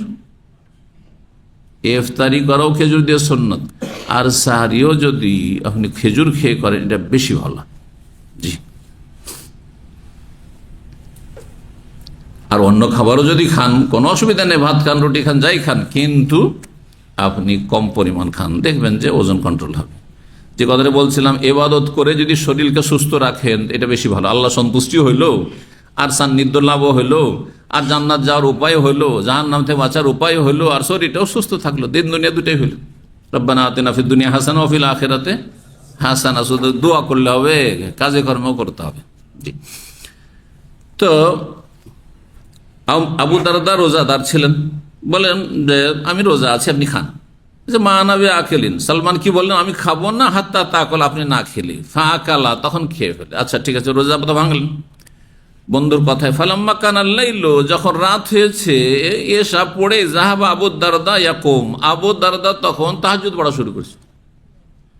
বন্ধুকে নামাজ পড়ার পরে বলছে ঘুমিয়ে যান, আমি, আর তারপরে নামাজে দাঁড়িয়ে গেছি, সাথে সাথে তাহাজ্জুদ, এসা পড়ি তাহাজ্জুদে দাঁড়িয়ে গেছে। ফাকাল নাম, ঘুমান, ফানামা, ঘুমাইল। সোম্মা জাহাবা ইয়াকুম, আধা ঘন্টা 1 ঘন্টা হয়নি, আবার উঠে তাহাজ্জুদ পড়া শুরু করছে। ফাকাল নাম, না এখন ঘুমান, এখনো তাহাজ্জুদ পড়ার সময় হয়নি, এত তাড়াতাড়ি তাহাজ্জুদ না। ফালাম্মা কান আখিরাল লাইল, যখন শেষ রাত, মানে শেষ তৃতীয় অংশ রাত মোটামুটি 2টোর পরে, ধরেন আনুমানিক 2টোর পরে, রাত ছোট বড় হয় ওই হিসাবে 3 ভাগ করবেন, শেষ তৃতীয় অংশ। তো রাত 2টো থেকে আজকাল আজান হচ্ছে 5টার দিকে এখানে দামামে, তাহলে এই সময়টাই তাহাজ্জুদ পড়েন, উত্তম সময়। তাহলে হবে কি, আপনার জীবনের ব্যালেন্স ঠিক থাকবে, মানদণ্ড ঠিক থাকবে, আপনার শরীরেও হক পুরা হয়ে যাবে, হ্যাঁ, যে ঘুম পুরা করেছেন, তারপরে আপনি দিনের বেলা কাজকর্ম করতে গিয়ে আমানতের সাথে কাজটাও করে আসবেন, সুস্থ থাকবেন, আর তারপরে আল্লাহর সাথে আপনার সম্পর্কও থাকলো, নির্জনতার সম্পর্ক তাহাজ্জুদের মাধ্যমে, সেটাও হয়ে গেল, সবই হইল। জি। আর আপনি সারা রাত তাহাজ্জুদ পড়বেন, আর তারপরে সকালে গিয়ে কি করবেন, আপনি আলিস্বামী করবেন, আপনি মালিকের কাজ ঠিকভাবে করবেন না, অথবা নিজে আর চলতে ভালো লাগে না, ঘুমিয়ে পড়লেন, মেলা কাজ ছিল সংসারে, কিছুই করতে পারলেন না। তো শেষ রাতে সালমান বললেন, কুমিলান, এখন তুমি তাহাজ্জুদ পড়ো। আবু দারদাকে বললেন, কালফা সাল্লাইয়া, দুইজনেই তাহাজ্জুদ পড়লেন, শেষ রাতে দুইজনেই তাহাজ্জুদ পড়লেন। ফাকালাহ সালমান, তারপর সালমান রাদিয়াল্লাহু আনহু বললেন, ইন্না রাব্বিকা আলাইকা হাক্কান, দেখো আবু দারদা, তোমার উপর তোমার রবেরও হক আছে, আল্লাহরও হক আছে, ফরজ ছাড়াও কিছু নফল সুন্নতেরও হক আছে। তাহাজ্জুদ পড়ো, ভালো কথা, কিন্তু সেটা সীমিত আকারে পড়ো। ওয়ালে নাফসিকা আলাইকা হাক্কান, তোমার উপর তোমার শরীরের হক আছে। ওয়ালে আহলিকা আলাইকা হাক্কান, তোমার পরিবারেরও তোমার উপর হক আছে, স্ত্রীরও হক আদায় করবে। ফাতিকুল্লাজি হাক্কিন হাক্কা, প্রত্যেক পাওনাদারকে তার পাওনা দিয়ে দাও, হক দিয়ে দাও, সবাইকে হক দিতে হবে, যার যেটা হক। অন্য হাদিস ওয়াইন্না লিজাওরিকা আলাইকা হাক্কান গেছে গত আলোচনাতে, তোমার অতিথির হক আছে। এই নয় যে অতিথিকে, মেহমানকে খাওয়িয়ে দেওয়াই যথেষ্ট, মেহমানের সাথে একটু বসে থাকা, একটু কথা বলা, আর তারপরে তার ছেলে মেয়ে কে কেমন আছে, কি অবস্থা ইত্যাদি একটু গল্প করা। জি, আপনি সকাল বিকেল যতই ব্যস্ত থাকেন না কেন, মেহমান আপনার বাড়িতে আছে, শুধু খাচ্ছে আর আপনি শুধু দুনিয়াদারি করে বাড়ছেন না, তার সাথে বসতে হবে, আপনাকে তার সাথে কথা বলতে হবে, তাকে সময় কিছুটা দিতে হবে। ফাতান নবী সাল্লাল্লাহু আলাইহি ওয়াসাল্লাম, নবী সাল্লাল্লাহু আলাইহি ওয়াসাল্লামের কাছে আসলেন। ফাযাকারা যালিকা, আর এই ঘটনা বর্ণনা করলেন। সালমান রাদিয়াল্লাহু তাআলা আনহু এমনটা যে করেছেন, আবু দারদা এসে বললেন, ফাকালান নবী সাল্লাল্লাহু আলাইহি ওয়াসাল্লাম, বলে, সাদাকা সালমান, সালমান তোমাকে সত্য কথাই বলেছে, যেটা বলেছে সেটা ইসলামের কথাই বলেছে। জি। 87 নম্বর অধ্যায় বলছেন, বাবু মা ইউকরাহু মিনাল গাযাবি ওয়াল জাযা ইনদা যায়ফি। এই অধ্যায় হচ্ছে, বেশি ঠান্ডা লাগলে এসি একটা বন্ধ করেন, একটা চলুক, জি, দুটাই বন্ধ করিয়েন না, একটাই চলছে নাকি? ওইটা চলে না? মুশকিল, চলেন, গরম লাগে তখন চালিয়ে দেবেন। 87 নম্বর অধ্যায় বলছেন, বাবু মা ইউকরাহু মিনাল গাযাব। এই অধ্যায় হচ্ছে রাগ করা বা রাগান্বিত হওয়া মেহমানের সামনে। বাড়িতে মেহমান আছে, অতিথি আছে, তার সামনে যদি আপনি স্ত্রী ছেলে মেয়ের রাগ দেখান, তো মেহমান ভয়ে পালাতে দিশা পাবে না, তাই না? বাপরে বাপ, আমার জন্য এরকম করছে হয়তো। আমাদের দেশের বউরা শাশুড়ির উপরে যখন রাগ হয়, শাশুড়িকে তো কিছু বলতে পারে না, কারণ আমাদের দেশের শাশুড়িরাও তো অনেক জুলুম অত্যাচারও করে, আল্লাহ হিদায়াত করুক, বুঝতে পারছেন? মানে মনে করে যে এখন আমার কাজের মেয়ে চলে এসছে বাড়িতে। একটা জামানা খুবই ছিল, জুলমের যুগ ছিল, আর এখন আবার স্বাধীনতার যুগ, বুঝছেন না? মানে এমন হয়েছে আজকালকার বউরা যে ও কিছুই করে দেবে না শ্বশুর শাশুড়িকে, এটাও বাড়াবাড়ি, এটাও সীমালঙ্ঘন, মধ্যম পন্থা অবলম্বন করতে হবে। জি। তো মেহমানের সামনে রাগান্বিত হওয়া, ওয়াল জাযা, এবং অসহনশীলতা, মানে কোনো কিছু সহ্য করছেন না আপনি, বরদাস্ত করছেন না। ছেলে মেয়ে হয়তো একটু কিছু খারাপ কিছু আপত্তিকর কিছু করলো, যেটা আপনার মনের মতো হলো না, বা আপনার স্ত্রী হয়তো পাকশাক করেছে, যেটা মেহমানের জন্য যেটা আপনি চাইছিলেন সেই রকম হয়নি, সেই জন্য আপনার জন্য অসহ্য হয়ে গেছে। অধৈর্য হবেন না। জাযা মানে অধৈর্য হওয়া বা অসহনশীল হওয়া। তো মেহমানের সামনে অসহনশীলতাও প্রকাশ করবেন না, আর আপনি রাগ দেখাবেন না, না হলে মেহমান কষ্ট পাবে, মেহমান কষ্ট পাবে। কিন্তু প্রয়োজন যদি হয় সামান্য, তাহলে অসন্তুষ্টি প্রকাশ করলে কোনো দোষের কথা নয়, যেমন আবু বকর সিদ্দিক রাদিয়াল্লাহু তাআলা আনহু করেছেন। কিন্তু সেটা যখন এগিয়ে চলে যাচ্ছিল, তখন তিনি নিজেই বুঝতে পারলেন যে এটা ভালো না, এটা শয়তানের পক্ষ থেকে, আর তারপরে স্বাভাবিক অবস্থায় ফিরে আসলেন। জি। তো যদি দেখেন যে এমন কোনো কথা বলতে গিয়েছি যেটা এগিয়ে যাচ্ছে, তাহলে তো আপনাকে তখন স্টপ, থেমে যেতে হবে, যাতে করে শয়তান সুযোগ না পায় আর মেহমান কষ্ট না পায়। 6140 নম্বর হাদিস। হাদিস বর্ণনা করেছেন আব্দুর রহমান আবু বকর। আবু বকর সিদ্দিক রাদিয়াল্লাহু তাআলা আনহুর বড় ছেলে আব্দুর রহমান ছিলেন। আব্দুর রহমান আবু বকর বর্ণনা করেছেন যে আন্না আবু বকর তাযায়্যাফা রাহাতান। আবু বকর সিদ্দিক রাদিয়াল্লাহু একদিন কয়েকজন লোককে অতিথি হিসাবে গ্রহণ করলেন। তাযায়্যাফা দাইফ থেকে, দাইফ মানে মেহমান, আর তাযায়্যাফা মানে মেহমান গ্রহণ করা, অতিথি গ্রহণ করা। হয়তো কি নবী সাল্লাল্লাহু আলাইহি ওয়াসাল্লামের কাছে মেহমান আসতো। মেহমান মানে কি? অপরিচিত লোকেরা আসছে, কেউ ইসলাম গ্রহণ করার জন্য এসছে, হ্যাঁ, কেউ হয়তো ইসলাম গ্রহণ করে ইসলাম সম্পর্কে জানার জন্য এসছে, এখনো হ্যাঁ তার জানা শেষ হয়নি, ইসলাম গ্রহণ করেনি, অমুসলিম কাফের হয়েই আছে। অথবা কেউ এসেছে এমন এসেছে সর্বহারা, নিঃস্ব, কিছু নেই, দিন শিখতে এসেছে, তাদেরকে খেতে দিতে হবে। যেমন আমাদের দেশে এক সময় মাদ্রাসাগুলিতে হোস্টেল ছিল না, কি ছিল? জায়গির ব্যবস্থা ছিল। আমরা জায়গির বলতাম ফার্সি শব্দ, না হয় লজিং, হ্যাঁ ইংরেজিতে, বুঝেন না? স্কুল কলেজও তো আমাদের জামানে স্কুল কলেজে পড়তে গেলে আপনার কোথায় হোস্টেল, ওই লজিং কোথাও। কলেজের ছেলের যখন লজিং থাকতো তখন এই শর্তে প্রায় অধিকাংশ ছেলেরা, আমরা যাদেরকে জানতাম আমাদের জামানায়, তারা ওই লজিং মাস্টারের ছেলে মেয়েদেরকে একটু টিউশন পড়িয়ে দিত, আর সেই ওসিলাতে খেতে পেত। কিন্তু মাদ্রাসায় পড়লে একটা ফায়দা যে এসব করতে হতো না, কারণ মাদ্রাসার ছাত্রকে হ্যাঁ লিল্লাহ খায়, আল্লাহ সন্তুষ্টির জন্য, যে খেয়ে আমি জান্নাতের আশা রাখবো, সেই জন্য জাগির খেয়ে আমাদের জামানার ছেলেরা অধিকাংশই জাগির খেয়ে পড়েছে। আমিও 5 বছর জাগির খেয়েছি, বলছি 5 বছর অন্যদের বাড়িতে লজিং খেয়েছি, আর 2-3 বছর নানার বাড়িতে, হ্যাঁ মামাদের বাড়িতে খাওয়া দাওয়া করে লেখাপড়া করেছি। বাকি সময়টা নিজের বাড়িতে করেছি। আর শেষ দিকে 2 বছর হ্যাঁ আপনার জামে সেলফে বেনারসের হোস্টেলেও খাওয়া দাওয়া করেছি। আর তারপরে মদিনা ইউনিভার্সিটিতে এসে 4 বছর ক্যান্টিনে মদিনা ইউনিভার্সিটির খাওয়া দাওয়া করেছি। বুঝতে পারছেন না? এ হচ্ছে আমার লেখাপড়ার যুগের খাওয়া দাওয়ার ইতিহাস, সংক্ষেপে বললাম। জি, তো জাযাকুমুল্লাহ খায়র, যারা খাইয়েছে তারা অনেকে দুনিয়া থেকে চলে গেছেন। আল্লাহ তাদের গুনাহ খাতা মাফ করুক এবং তাদের রহম করুক, জান্নাতুল ফিরদৌস দান করুক। আবু বকর সিদ্দিক রাদিয়াল্লাহু তাআলা হয়তো কি নবী সাল্লাল্লাহু আলাইহি ওয়াসাল্লামের কাছ থেকে, নবী সাল্লাল্লাহু আলাইহি ওয়াসাল্লাম বলতেন যে কে কয়টা মেহমান নিতে পারবে নিয়ে যাও, আমার কাছে অনেক মেহমান আছে। মসজিদে নববীতে এশা পড়লেন, কে কাকে নিতে পারবে। কখনো মাগরিব পড়ি, কারণ আরবরা তখন মাগরিব পরই খাওয়া দাওয়া করতেন। খাওয়া দাওয়ার টাইম 2টো ছিল, শুধু 3টি ছিল না আজকালকার মতো। এই যে নাস্তা, দুপুর আর সন্ধ্যা, 3 খাবার ছিল না। কয় খাবার ছিল? 2 খাবার ছিল। এই হাদিসে যেন 2টো খাবার কথা পাওয়া যায়, ফতুর পাওয়া যায় না।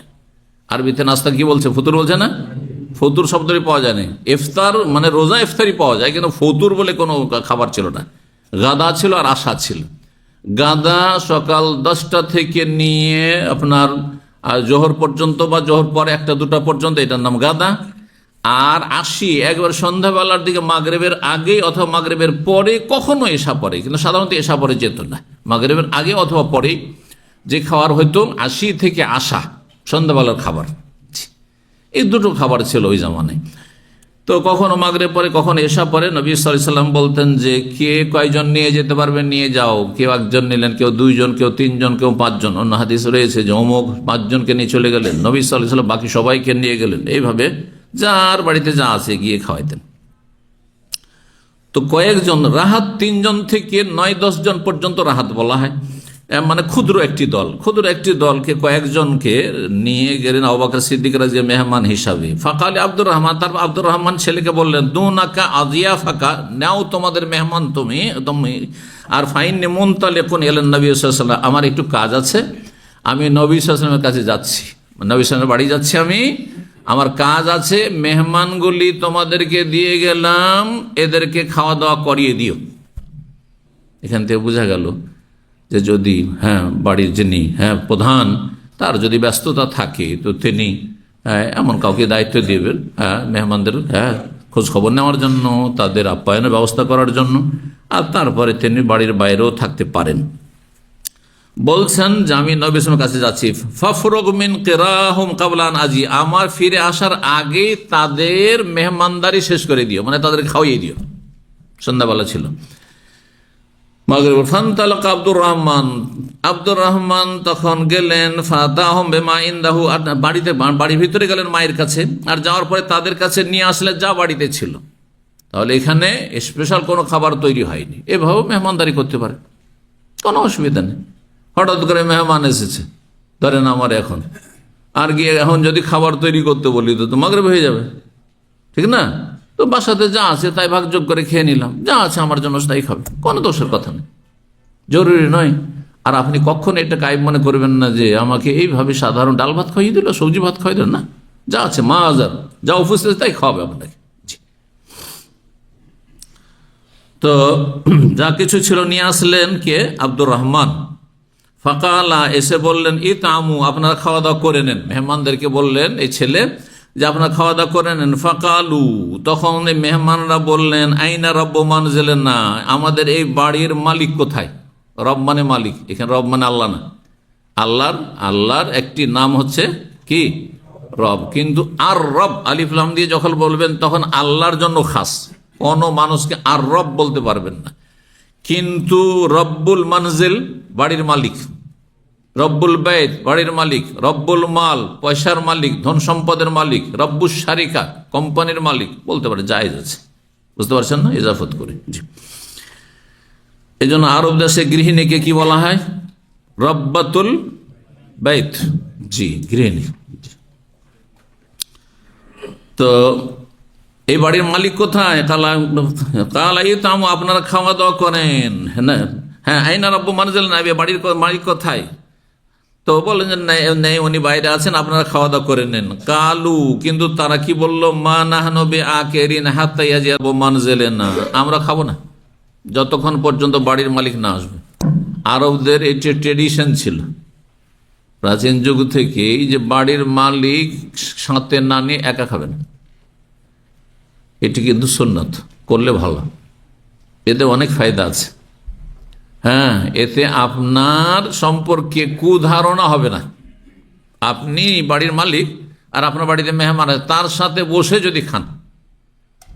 আমাদের অনেকের জনমজুর হয়, জনমজুরদের সাথে হয়তো একই খাবার খাচ্ছেন না, ভিতরে গিয়ে আর জনমজুরকে আলাদা খেতে দিলেন, ওর তো পালপিটিশন শুরু হয়ে গেছে যে কত না ভালো বাড়ির মালিক খাচ্ছে আর আমাদেরকে দিয়ে দিল এইসব খাবার দিয়ে দিল, অথচ সেম খাবারই হয়তো ভিতরে খাচ্ছেন। এ ভুল ধারণার কেন সুযোগ দিলেন আপনি? অসুবিধা কি জনমজুরের সাথে? একসময় আমরা ছোটকালে দেখেছি জনমজুর সব খাওয়া দাওয়া হয়তো, আজকাল তো সব সুখাসুখি। আমরা জীবনে কত কিছুর পরিবর্তন দেখলাম। এখন কেউ খাওয়িয়ে দেওয়ায় জনমজুর নেয়, কিন্তু আমরা যখন 20, 25, 30 বছর পর্যন্ত বয়স পর্যন্ত দেখে এসেছি যে জনমজুর যা হইতো বাড়ি ঘরের কাজের জন্য, সকালে নাস্তা দিতে হইতো, দুপুরে খাবার দিতে হইতো, রাতের অনেক সময় রাত পর্যন্ত কাজ করে রাত্রেও খাবার দিতে হতো, আর রাত পর্যন্ত কাজ না হইলে দুবার খাবার দিতে হইতো, সন্ধ্যাবেলা মাগরিবের আগে আগে চলে যেত। যদি এরকম চুক্তি হয় তাহলে ঠিক আছে, আর চুক্তি যদি না থাকে টাকা একটু বেশি করে দিয়ে দিল, খাওয়া দাওয়া দিল না, তাও জায়েজ আছে, কোনো অসুবিধা নেই। তো সাথে খেললে ফায়দা কি বলছিলাম, দেখি বলেন, দেখি, এটা তো বলেই দিলাম। হ্যাঁ হ্যাঁ, কি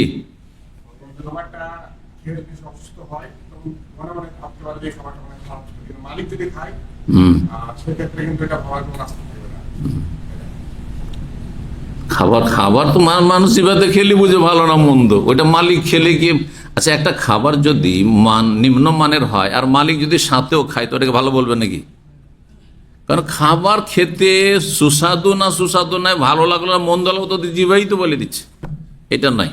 যেটা বললাম, কি বললাম, ভুল ধারণা হবে না যে মালিকরা কত ভালো খাচ্ছে হ্যাঁ বাড়িতে, আর আমরা মেহমান হয়েছি তো আমাদেরকে হয়তো অন্য কোনো খাবার দিল, এই কুধারণা হবে না। কুধারণা করে ওরা গুনাহগার হলো, আপনি তাদেরকে গুনাহগার হওয়ার জন্য সুযোগ করে দিলেন। তার আপনি খাওয়িয়েও সুনাম পেলেন না, খাওয়িয়ে আপনার সুনাম পাওয়া উচিত ছিল, শুকরিয়া পাওয়া উচিত ছিল, সেখানে হয়তো বদনাম করে বেড়াবে যে দেখ আমার সাথে খেলো না। আর একটি খারাপ দিক আছে, সেটা কি বলতে পারেন? হ্যাঁ, অহংকারী মনে করবে আপনাকে, অহংকারী। সাধারণ মানুষ বুঝতে পারছেন। আমি ধরেন সাপোজ আমার বাড়িতে যদি মেহমান আসে, আত্মীয় স্বজন, ওদের সাথে যদি আমি খেতে না বসি, ছেলেদেরকে বললাম তোমরা খেয়ে নাও ওদের সাথে, বিরূপ ধারণা হবে না? যে শেখের মধ্যে একটা অহংকার আছে, আমরা সাধারণ হয়তো চাষি মানুষ, হ্যাঁ, অথবা আমরা অশিক্ষিত মানুষ, হয়তো আমাদের সাথে বসতে চাই না, হ্যাঁ, ভাববে না এটাও তো গুনার কাজ হয়ে গেল তার, হ্যাঁ, সে কুধারণা করে গুনাহগার হইল, আর আমি খাইয়েও সুনাম পেলাম না। বুঝতে পেরেছেন না? আর একটি বিষয় আছে, এটা কি বলতে পারে? জি, হ্যাঁ, বিশেষ বিশেষ অবস্থা এটা আরো হয় যদি কখনো অতীতে এদের সাথে কোনো সময় শত্রুতা থেকে থাকে, তাহলে পালপিটেশন লেগে আসে, এর বাড়ি খাবো, একসময় এদের সাথে অনেক দুশ্মনী ছিল, কি করে না করে, কি করে না করে। বুঝতে পারছেন না? পারছেন না? যে খাবারে যদি বিষ দিয়ে দেয়, হ্যাঁ, শয়তান কিন্তু ওয়াসওয়াসা দিচ্ছে। আচ্ছা, এইটাই শুধু না, আমাদের দেশে অনেক শিরক বেদাত আছে, জাদুটোনা আছে, আছে না নেই? খাবারে আরে ভর্তাতে কিছু মিশিয়ে জাদু করে, খাবারে ডালে মিশিয়ে জাদু করে, তরি তরকারিতে মিশিয়ে জাদু করে। বুঝতে পারছেন না? তো আমরা এই যে দুয়া তাবিজের নামে শিরক কুফরি সেহের জাদুটোনার দেশের মানুষ, আমরা ওইসব দেশে শাশুড়ি জামাই গিয়ে জাদু করছে।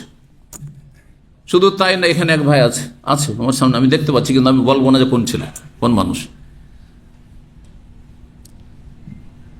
তাকে তার ভাবি জাদু করেছে, ভাই ভাই ভাবি দুজন মিলে জাদু করেছে। জি জি। আচ্ছা, এতে আপনি অবাক হইলেন? মা ছেলেকে জাদু করছে, ওই একটা মেয়েকে বিয়ে করতে দিবে না, সেজন্য জাদু করে ওর অবস্থায় খারাপ করে দিবে, অসুস্থ হয়ে গেছে, মাথাতে পা পর্যন্ত আগুনের মতো জ্বলছে। ওইসব দেশের মানুষ আমরা, আল্লাহ হেফাজত করুক।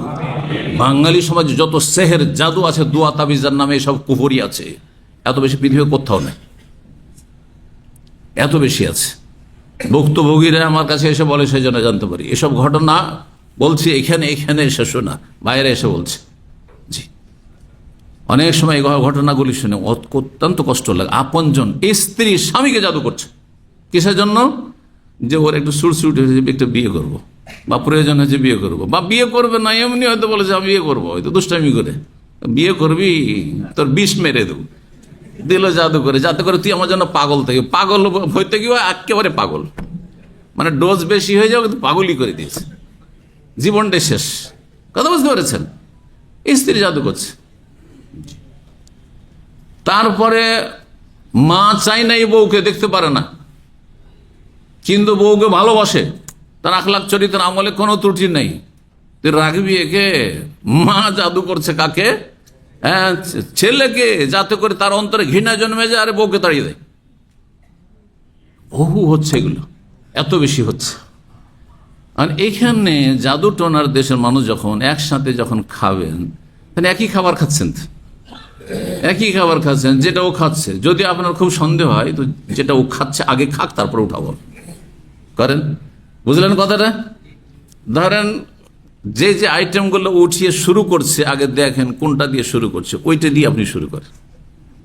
দেখলেন যে এটা ও ছুইল না, খেলো না, আমি ওটাও খাবো না, বেঁচে গেলেন। বুঝতে পারলেন না? একটা মজার গল্প বলি। একজন মহিলা, তার গল্প, দেশের কথা বলছি। মহিলা মানে ও সতীনের উপরে এসছে। আর আমার দেশে সতীনদের মাঝে তো কি থাকে? হ্যাঁ, বৈরিতা থাকে, দোস্তি খুব কমই হয়, এটা বিরল, যদি হয়তো আল্লাহর নিয়ামত।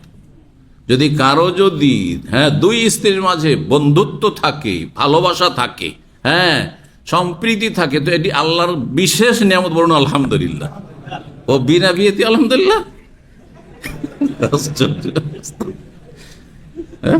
আপনার দুটো না বিয়ে করে আর এইরকম তো অবস্থা তৈরি না হয়ে আলহামদুলিল্লাহ পড়ে নিলেন আপনি।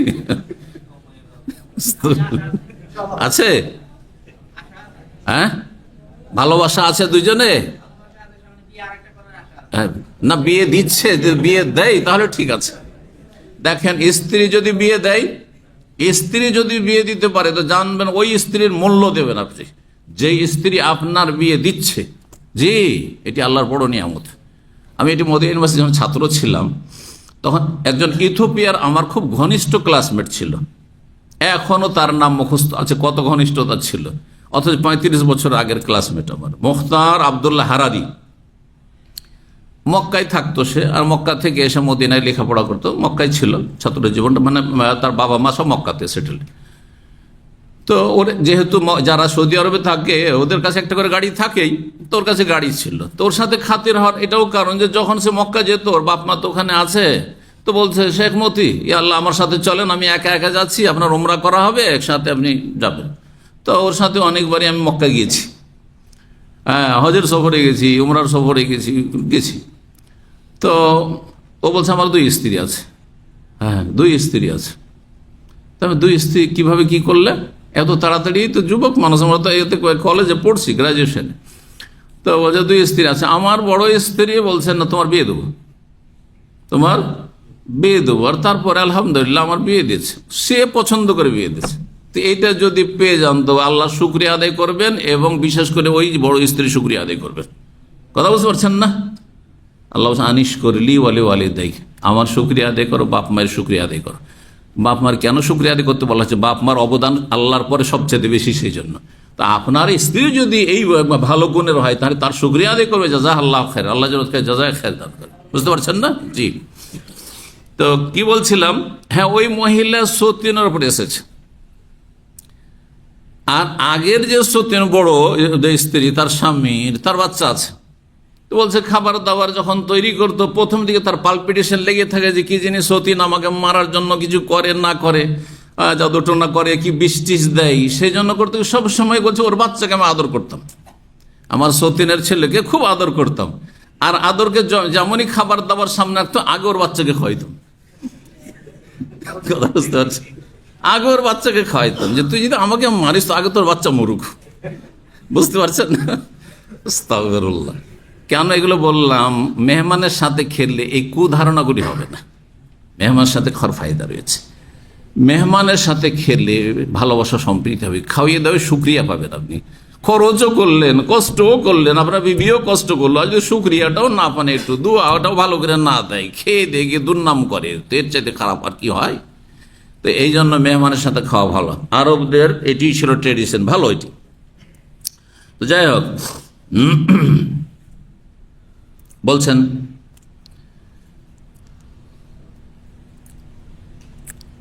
হ্যাঁ, তারা বলে মা না নবে আকে হাতে বাড়ির মালিক না আসা পর্যন্ত আমরা খাবো না। কালা ইকবালু আন্নাকে রাকুম ফাইন্নাহু ইনজা ওয়ালাম তাতআমুল আলাকায়ান্না মিনহু।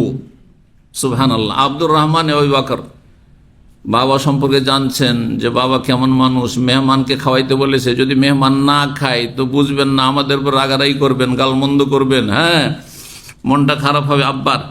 সেজন্য বলছেন যে আপনারা মেহমানদেরকে, আবার বলছেন আপনারা আমাদের মেহমানদারি গ্রহণ করুন, মানে খেয়ে নেন, কারণ আব্বা যদি চলে আসেন আর আপনারা না খেয়ে আছেন, আমাকে বলেছে খাওয়িয়ে দিতে, আর খাবেন না, আপনারা বলছেন লানাল কায়ান্না মিনহু, তাহলে তার কাছ থেকে আমাদেরকে হ্যাঁ বকা শুনতে হবে বা গালমন্দ শুনতে হবে। ফাআবাউ, কিন্তু তারা অস্বীকার করলো, বলছেন না খাবো না। ফারাফতু আন্নাহু ইয়াজিদু আলিয়া, তখন আমি বুঝতেই পারলাম যে আব্বা তো কষ্ট পাবেন, আব্বা তো রাগ করবেন। ফালাম্মা যা, যেমনই আব্বা এসেছেন নবী সাল্লাল্লাহু আলাইহি ওয়াসাল্লাম বাড়ি থেকে, তখন আমি ভয়ে তানা হাইতু আনহু, একদিকে সরে গেছে, লুকিয়ে গেছে, ঘরের কোনো কোনাতে লুকিয়ে গেছে। তাহলে ছেলেরা যদি ভয় পায়, ছেলেমেয়েরা যদি ভয় পায়, আর বাপ মার ভয়ে যদি বকা ঝকার বকে বা মারের ভয়ে লুকিয়ে যায়, তো এটা কোনো দর্শনীয় না। লুকিয়েছেন আব্দুর রহমান লুকিয়েছে, বুঝছেন না? জি। তো লুকিয়ে গেছি। কালা মা সানাতুম, তোমরা কি করেছো, খাওয়া দাওয়া দিয়েছো? ফাখবারুহু, তখন সবাই বলছে বাড়িতে, আবু বকর সিদ্দিক রাদিয়াল্লাহু আনহু স্ত্রী, তিনি বলছেন যে ঘটনা এইরকম, ছেলেকে দিয়ে খাবার দাবার পাঠিয়েছে, খাইনি। ফাকাল ইয়া আব্দুর রহমান, আব্দুর রহমানকে ডাকছে। ফাসাক্কাতু, কিন্তু আমি ভয়ে চুপ, কথা বলছি না, লুকিয়ে আছি, শুনছি। সুম্মা কাল ইয়া আব্দুর রহমান, ফাসাক্কাতু, আমি চুপ। 2বার 3বার ডাকছেন, কিন্তু উত্তর দিচ্ছেন না ভয়ে। কে? ছেলে আব্দুর রহমান। তখন আরো রাগ উঠেছে, আরে জব দিচ্ছে না, কোথায় লুকিয়ে আছে? ফাকাল ইয়া গুনসার, এই গুনসারের 3টি অর্থ করেছে, একটি হচ্ছে মূর্খ, আর একটি হচ্ছে দুষ্ট, আর আরেকটি হচ্ছে অলস। তাহলে বাচ্চাদেরকে এই ধরনের গাল কেউ যদি দেয় বকাঝকাতে, কি বলে? এই মূর্খ, হ্যাঁ, এই দুষ্ট, হ্যাঁ, বা কি এই অলস, তাহলে এমন কোনো বড় গাল নাই ওগুলা। কিন্তু নোংরা গাল, অশ্লীল গাল দেবে না, অশ্লীল গাল দেবে না। অশ্লীল গাল দিলেই এর কুপ্রভাব পড়বে, আপনার ছেলেমেয়েরা খারাপ হবে। আপনি খারাপ হলেন, অশ্লীলতা আপনার মধ্যে আসলো, আর অশ্লীলতা গুনাহ, আর আপনার ছেলেমেয়েরা খারাপ হবে। কিন্তু মানুষ সবসময় একই অবস্থায় থাকে না। স্যার, হে মূর্খ বা হে অলস, হে দুষ্ট, আকসাম তো আলাই, তোমাকে কসম দিচ্ছি আল্লাহর, ইন কুনতা তাসমাউ সাউতি, যদি আমার কথা শুনতে পাও, হ্যাঁ, লম্বা যেতে এক্ষুনি হাজির হও। কোথায় লুকিয়ে আছো তুমি? হ্যাঁ, ছেলেকে বলছে কোথায় তুমি লুকিয়ে আছো, সোজা হাজির হও, শুনতে পাচ্ছ কিনা আমার কথা? ফাঁকার হইতো, তখন আমি বাড়ি থেকে বেরিয়েছি, কোনা থেকে, হ্যাঁ, হয়তো কোনো জায়গায় লুকিয়েছিলেন, বেরিয়েছেন। ফাকুলতে এসে বললাম, সাল আজিয়া ফাক, আমাকে কেন বকাঝকা করছেন? আপনি আপনার মেহমানদারি জিজ্ঞেস করেন। তাহলে বোঝা গেল যে বাপ মার প্রতি উত্তর করা যাবে। যদি দেখা যায় বাপ মা ভুল বুঝছে, তো সংশয় নিরসনের জন্য, ভুল ভাঙানোর জন্য কি করা যাবে? কথা বলা যাবে। এটা তর্ক নয়, জায়েজ। তর্ক মুখে বারবার তর্ক যদি করে আর যদি কাঠোজ্জতি করে, তখন জায়েজ নয়। কিন্তু যদি যুক্তিসঙ্গত কথা থাকে বোঝানোর জন্য, তো জায়েজ। আপনি আপনার মেহমানদারি জিজ্ঞেস করেন, আমরা দায়িত্ব পালন করেছি কিনা। ফাকালু, তখন মেহমানরা বললো, সাদাকা, আপনার ছেলে ঠিক বলছে, ও ছেলে খেতে দিয়েছে আমাদেরকে। আতানবী, খাবার নিয়ে এসেছিল, কিন্তু আমরা বললাম ফাইন্নাম, হ্যাঁ। কাল, তখন আবু বকর বলে, ফাইন্নামা ইনতাজা তুমুনি, আমার অপেক্ষা আপনারা করলেন কেন? ওয়াল্লাহি, মেহমানদের উপর রয়ে গেছে, মেহমানদের উপর রাগ হয়ে গেছে। আবু বকর সিদ্দিক, রাগ হইতে পারে, যার অনেক রাত হয়ে গেছে, এসব পরে তিনি অনেক রাতে এসছেন, তো বলছে আমার অপেক্ষা করলেন আপনারা। ওয়াল্লাহি, আল্লাহর কসম করে বলছে, আজকে রাতে আমি খাবোই না, আল্লাহর কসম করে নিলেন, আমি খাবোই না। আবু বকর সিদ্দিক কসম করে নিলেন। ফাকাল আখারুন, তখন মেহমানরা ওরা বলে, আমরাও খাবো না। আজকে হাসিরই হাদিস না, আর হাসির মাসলা। ওয়াল্লাহি লা নাতম হাত্তা তাতামহু, মেহমানরা বললো যে আমরাও খাবো না যতক্ষণ আপনি না খাবেন। খাবেন না, কসম করলে আপনি খাবেন, আমরাও খাবো না, থাক। আবু বকর সিদ্দিক রাজি তখন বুঝতে পারলো যে শয়তানের সুযোগ নিয়েছে এখন, হ্যাঁ, অবস্থা অন্যদিকে গড়িয়ে যাচ্ছে। তো এইটা আমাদের সবসময় বুঝতে হবে, সচেতন থাকতে হবে যে কোন দিকে যাচ্ছে অবস্থা। লাম আরাফিসার রে কাল্লাইলা, আমি জীবনে আজকের রাতের মতো মন্দ রাত কখনো দেখিনি। এই রাতে শয়তান চান্স পেয়ে গেছে। ওয়াইলাকুম মানতুম, তোমাদের দুর্ভোগ হোক। মানতুম, কি হয়েছে তোমাদের? খাবে না। লেমালা তাকবার আন্নাকে রাখুম, খাবে না কেন? খাওয়া দাওয়া করো। হাতে তো আমাক, তারপরে তিনি নিজের কসম ভাঙলেন, হ্যাঁ, মানে নিজেও খেলেন, আর বললেন ছেলেকে বললে আব্দুর রহমানকে, যে আব্দুর রহমান খাবার, তোমার মায়ের কাছ থেকে খাবার নিয়ে আসো। হাতে তো আমার, খাবার নিয়ে আসো। ফাজাহু, খাবার নিয়ে আসলো। ফাওয়াদা ইয়াদাহু, আর তারপরে খাবার শুরু করলেন। এখানে ফাকাল, আবু বকর সিদ্দিক রাদিয়াল্লাহু প্রথম খাবার শুরু করছেন একসাথে, যেহেতু আরবরা একসাথে একই সাথে খায়, আলাদা আলাদা আমাদের দেশের মতো প্লেট হয় না। বিসমিল্লাহ বলে শুরু করলেন। বিসমিল্লাহ বলে শুরু, যেমনই বিসমিল্লাহ বলে শুরু করেছেন, অন্য হাদিস আসছে, সেই হাদিসটি শেষ করবো আজকে, যাতে করে কথাগুলি সম্পন্ন হয়ে যায়। সুবহানাল্লাহ, বরকত আর বরকত, কমছেই না খাবার, কমছেই না খাবার। মেহমান খাওয়া দাওয়া করে, আরো খাবার পরিমাণ বেশি হয়ে গেছে। আসছে এটি কি মুজিজা নবীর, আবু বকর নবী নাকি কেরামত? এইটি হচ্ছে তাহলে আল্লাহর নেক বান্দা ওলি আউলিয়াদের কেরামত সত্য, কিন্তু ওলি সত্যি ওলি হইতে হবে। আবু বকর সিদ্দিক আল্লাহর ওলি, এতে কোনো সন্দেহ নেই, ঠিক না? কিন্তু শিরক বিদআতের ধর্মকর্ম শিখাবে পীর, আর অন্ধ মুরিদ বানাবে, আর তার কেরামতি, এরা ওলি না। এরা কার ওলি? আউলিয়া ও শয়তান। কোরআনে কিন্তু এ দুটো ভাষা আছে, আউলিয়া ও রহমান আর আউলিয়া ও শয়তান, বোঝা গেছে না? হিজবুল্লাহ আর হিজবুল শয়তান, ওইরকম আউলিয়া ও রহমান, রহমানের যারা ওলি তাদের কেরামত সত্য, আর রহমানের ওলি হওয়ার জন্য আলা ইন্না আউলিয়া আল্লাহ লা খাউফুন আলাইহিম ওয়া লাহুম আল্লাযিনা আমানু ওয়া কানু ইয়াত্তাকুন। ঈমান এবং তাকওয়া, ঈমান যাতে শিরক থাকবে না, মাজার পূজা থাকবে না, পীর পূজা থাকবে না, দরগা পূজা থাকবে না, দুর্গা পূজা থাকবে না, বিদআত থাকবে না, ওয়া কানু ইয়াত্তাকুন, এবং তারা হারাম নাজায়েজ থেকে বাঁচত, ফরজ তরকারি হইতো না। অনেক পীর আছে তারা বললে যে ফরজ নামাজ মাফ তাদের, তারপর আল্লাহর ওলি না শয়তানের ওলি? শয়তানের ওলি।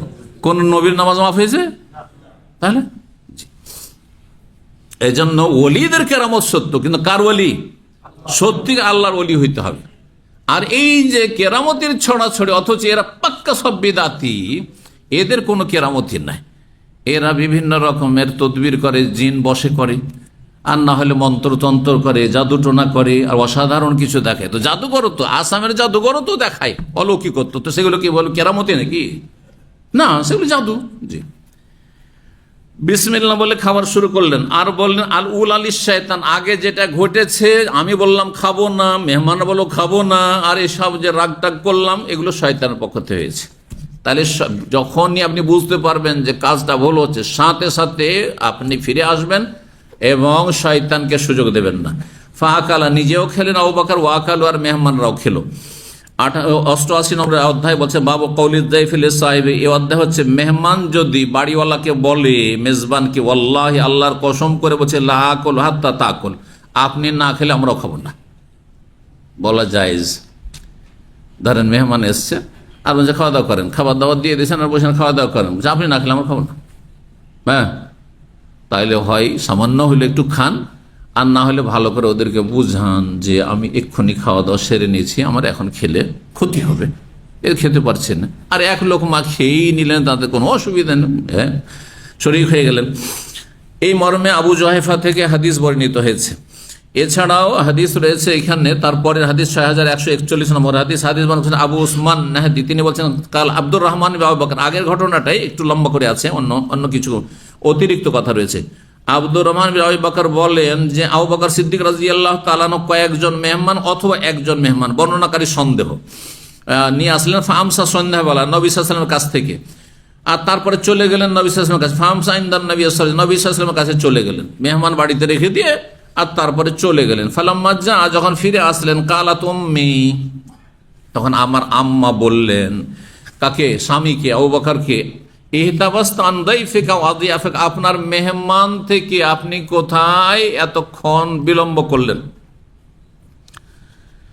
কালা, তখন আবু বকর বললেন আওয়ামা আশাইতিহিম ইয়াতিহিম, হ্যাঁ, তাদেরকে এখনো রাতের খাবার দাওনি, সন্ধ্যাবেলার খাবার খাওয়াওনি? ফাকালাত, তখন আবু বকর সিদ্দিক রাদিয়াল্লাহু স্ত্রী বললেন আরাদনা আলী, খাবার পেশ করেছি, আও আলাইহিম ফাআবাউ, কিন্তু তারা অস্বীকার করেছে, মালিক না আসলে খাবো না, বাড়ির মালিক না আসলে খাবো না।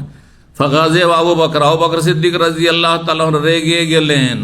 তাহলে রাগ হইতে পারে, রাগ হবে না এই কথা নেই, রাগটা মানুষের স্বভাবগত বিষয়। এই স্বভাবের আল্লাহ সৃষ্টি করেছেন, কারো কম কারো বেশি, কারো তাড়াতাড়ি রাগ হয়, কারো আস্তে ধীরে হয়।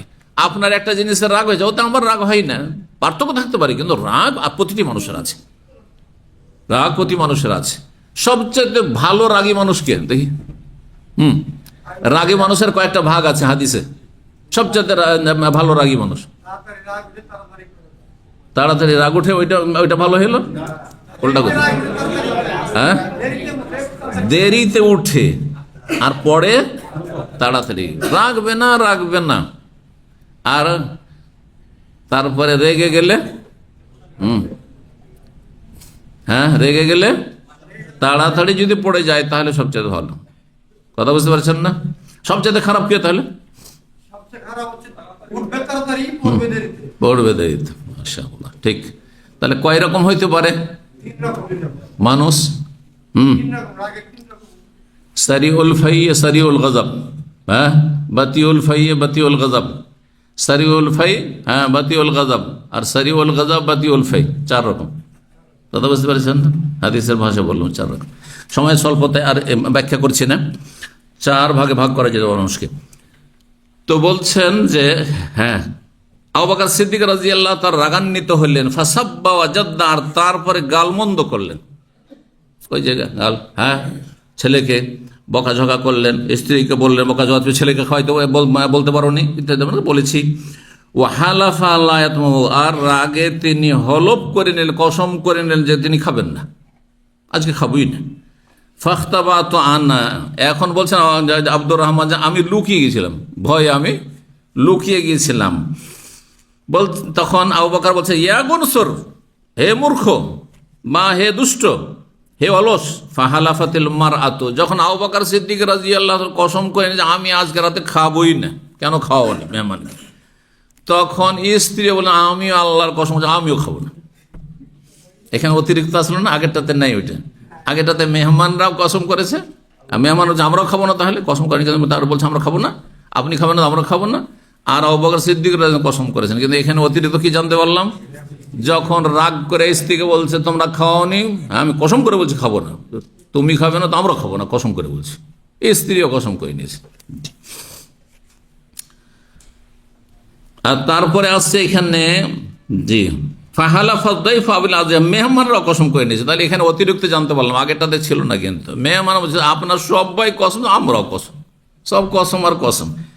তা আরবদের মধ্যে প্রাচীন যুগ থেকে কসম চলে আসছে, তাহলে বেশি, তাই না?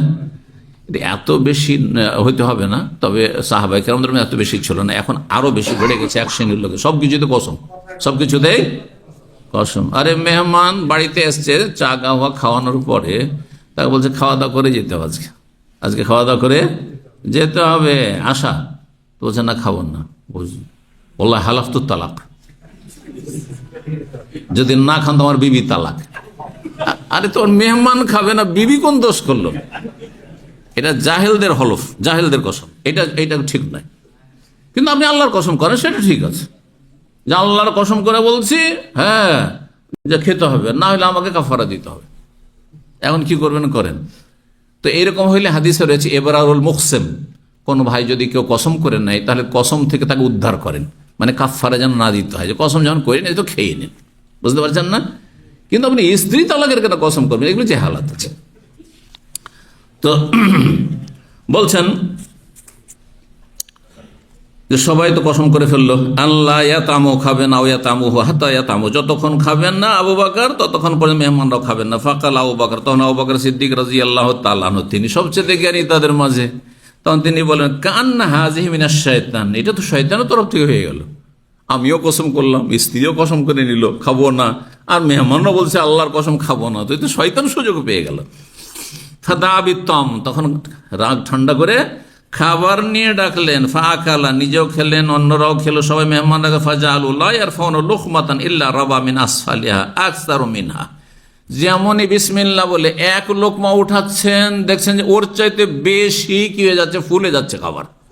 হ্যাঁ, খাবার বৃদ্ধি হচ্ছে, রাবা ইয়ারবু মানে বৃদ্ধি পাচ্ছে, রাবা ইয়ারবু মানে ফুলে যাওয়া, রাবা ইয়ারবু মানে বৃদ্ধি পাওয়া, খাবার আরো বেশি হয়ে যাচ্ছে।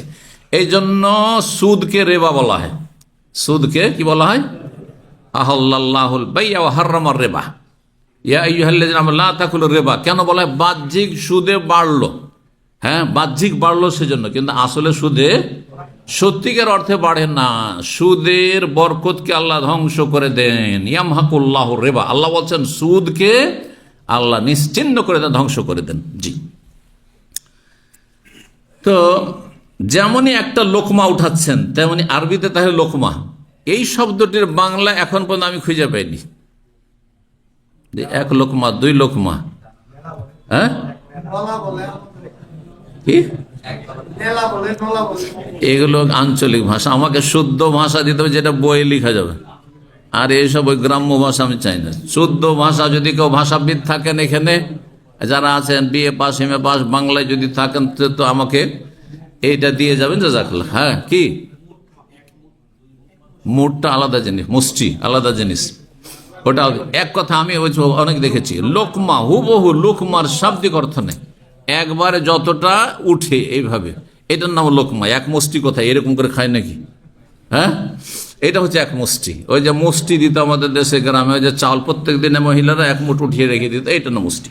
জি, তো যাই হোক, যেমনই একটা লোকমা উঠান, ইল্লা রাবা মিন আসফালি আকসারু মিনহা, নিচে থেকে আরো বেশি বৃদ্ধি হয়ে যাচ্ছেন, যতটা ছিল তার চাইতে বেশি। তখন আবু বকর সিদ্দিক রাদিয়াল্লাহু তাআলা আনহু বলছে, ইয়াখতাবানি ফিরাস, হে ফিরাস বংশের বোন, মানে তার স্ত্রী ফিরাস বংশের মহিলা ছিল। বলে মা হাজা, এটা কি, এই দৃশ্য কি, কি হচ্ছে, এটা কিছু বুঝতে পারছি না। ফাকালাত, তখন স্ত্রী বললেন, ওয়া কুররাতু আইনি, আমার চক্ষু শীতল হোক। জি, বা আমার চক্ষু শীতলের কসম, মানে আল্লাহর কসম। আল্লাহ রব্বুল আলামিনকে পেয়ে সবচেয়ে বেশি মানুষের চক্ষু শীতল হয়। তো এটা কসমও ধরা যেতে পারে। ইন্নাহাল আনা লাকসার, এখন তো দেখছি যে খাবার আরো বেশি বৃদ্ধি পাচ্ছে, খাবার আরো বেশি বেড়ে যাচ্ছে। কাবলা আন্না কল, খাওয়ার আগে যা দেখেছি তার চাইতে বেশি, মানে খাবার দাবার মেহমানের হয়ে গেছে, তারপরে স্ত্রী যে খাওয়া দাওয়া করছেন ওখানে দেখছেন যতটা খাবার প্রথম দিয়েছিলাম তার চাইতে বেশি। আরবরা কেমন করে খায় জানেন তো, আগে মেহমানরা খেয়ে নিবে, হ্যাঁ, বাড়ির পুরুষরা খেয়ে নিবে, আর খাওয়ার পরে যেটুকু বাঁচলো ওইটা নিয়ে এসে আবার মহিলারা খাওয়া দাওয়া শুরু করলো। দেখেছেন এই দৃশ্য কোথাও? বিয়ে শাদিতে করে কি আলাদা মহিলাদের জন্য প্লেট হয় না, ওখানে খেয়ে দিয়ে, আগে আমি বিয়ের কি চলিমাতে গেছি এরকম, খেয়ে দিয়ে পুরুষরা চলে গেল, আর তারপরে তখন বড়রা যখন চলে গেল তখন বাচ্চারা খেতে বসলো, বাচ্চাদের খাওয়া দাওয়া হইলো, তখন মহিলারা মহিলা সেকশন থেকে এসে ঢুকলো, কোনো পুরুষ আর তখন নেই, তখন খাওয়া দাওয়া করলো। এই যে জুঠা খেতে পারে, এই যে রুচিটা আরবদের মধ্যে আছে, এটা আমাদের বাঙালি সমাজে, ভারতীয় কোথাও নেই। হবে আমাদের দেশে আমরা দেখেছি শ্বশুর বাড়িতে 2-4-5 বোন আছে, ঈদের সময় আর 5 বোনের স্বামী এসেছে, ও নিজের স্বামী ছাড়া ও বোনের স্বামী যদি জুঠা থালা ছেড়ে দেয় আগে খোঁজ করবে যে কার কার থালা এটা, নাহলে খাবে না। এই তোর স্বামী ছেড়েছে তুই খা, কথা বুঝতে পারছেন? জি হ্যাঁ। কিন্তু আলহামদুলিল্লাহ আরবদের মধ্যে এই রুচিটা আবার আছে, রুচি আছে। একবার পড়েছিলাম আমি কাসিমে, গ্রাম অঞ্চলে গিয়েছি মাগরিবের সময়, দেখছি মসজিদে সব লাইন দিয়ে, বধু এলাকা তো লাইন দিয়ে সব বসে আছে, আর এই পেয়ালাতে করে পানি দিচ্ছে, আর সব বসে পানি খাচ্ছে আর সবাইকে ধরাচ্ছে। ও সবাই একের পরে এক পানি একটু খেয়ে নিল, চুষে খেয়ে নিল, তারপর আবার দিচ্ছে পানি, সবাই খাচ্ছে। চিন্তা করলাম অনেক আগে তো না করব, কেমন অভদ্রতা যেন লাগছে, আমিও খেয়ে ফেললাম তার সাথে, বুঝতে পারছেন না? কিন্তু আমাদের খাবেন এক গ্লাসে পানি, আর এইগুলো খেতে চান না, এই যে রেখেছি এটা আর কেউ খাবেন না। হ্যাঁ, হয়তো ব্যতিক্রম যদি আন, কিন্তু এখানে যদি একটা পড়ে থাকে, সামান্য একটু খেয়েছে আর বাকি বোতল আছে, খাবেন? আমার খাওয়ার লোক খুঁজে পাওয়া যাবে না। চিন্তা করেন আপনি, গ্লাসে অর্ধেক পানি আছে, অর্ধেকটা খেয়েছে, কোনো বাচ্চা খেয়েছে, খাবেন? ফেলে দিচ্ছেন আপনি? না, খেয়ে নেবেন সেটা। জি, তো বলছেন যে আমাদের খাওয়ার আগে যা ছিল তার চাইতে বেশি দেখছি ফাঁকালু, তারপর সবাই খাওয়া দাওয়া সালেন, নবী, খাবার দাবার যখন বেঁচে গেল নবী সাল্লাল্লাহু আলাইহি ওয়াসাল্লামের কাছে পাঠিয়ে দিলেন। ফাজাকারা, আর তারপরে বর্ণনাকারী উল্লেখ করেছেন আন্নাহু আকালা মিনহা, সেই খাবার থেকে নবী সাল্লাল্লাহু আলাইহি ওয়াসাল্লামও নিজেও খেয়েছেন। জি, এই ছিল খাবারের বরকত আর কেরামত আর আবু বকর সিদ্দিক রাদিয়াল্লাহু আনহু মেহমানের ঘটনা। এখানে আজকের আলোচনা শেষ করছি। জাযাকুমুল্লাহু খাইর। সুবহান রাব্বিকা রাব্বিল ইজ্জাতি আম্মা ইয়াসিফুন ওয়া সালামুন আলাল মুরসালিন ওয়ালহামদুলিল্লাহি রাব্বিল আলামিন।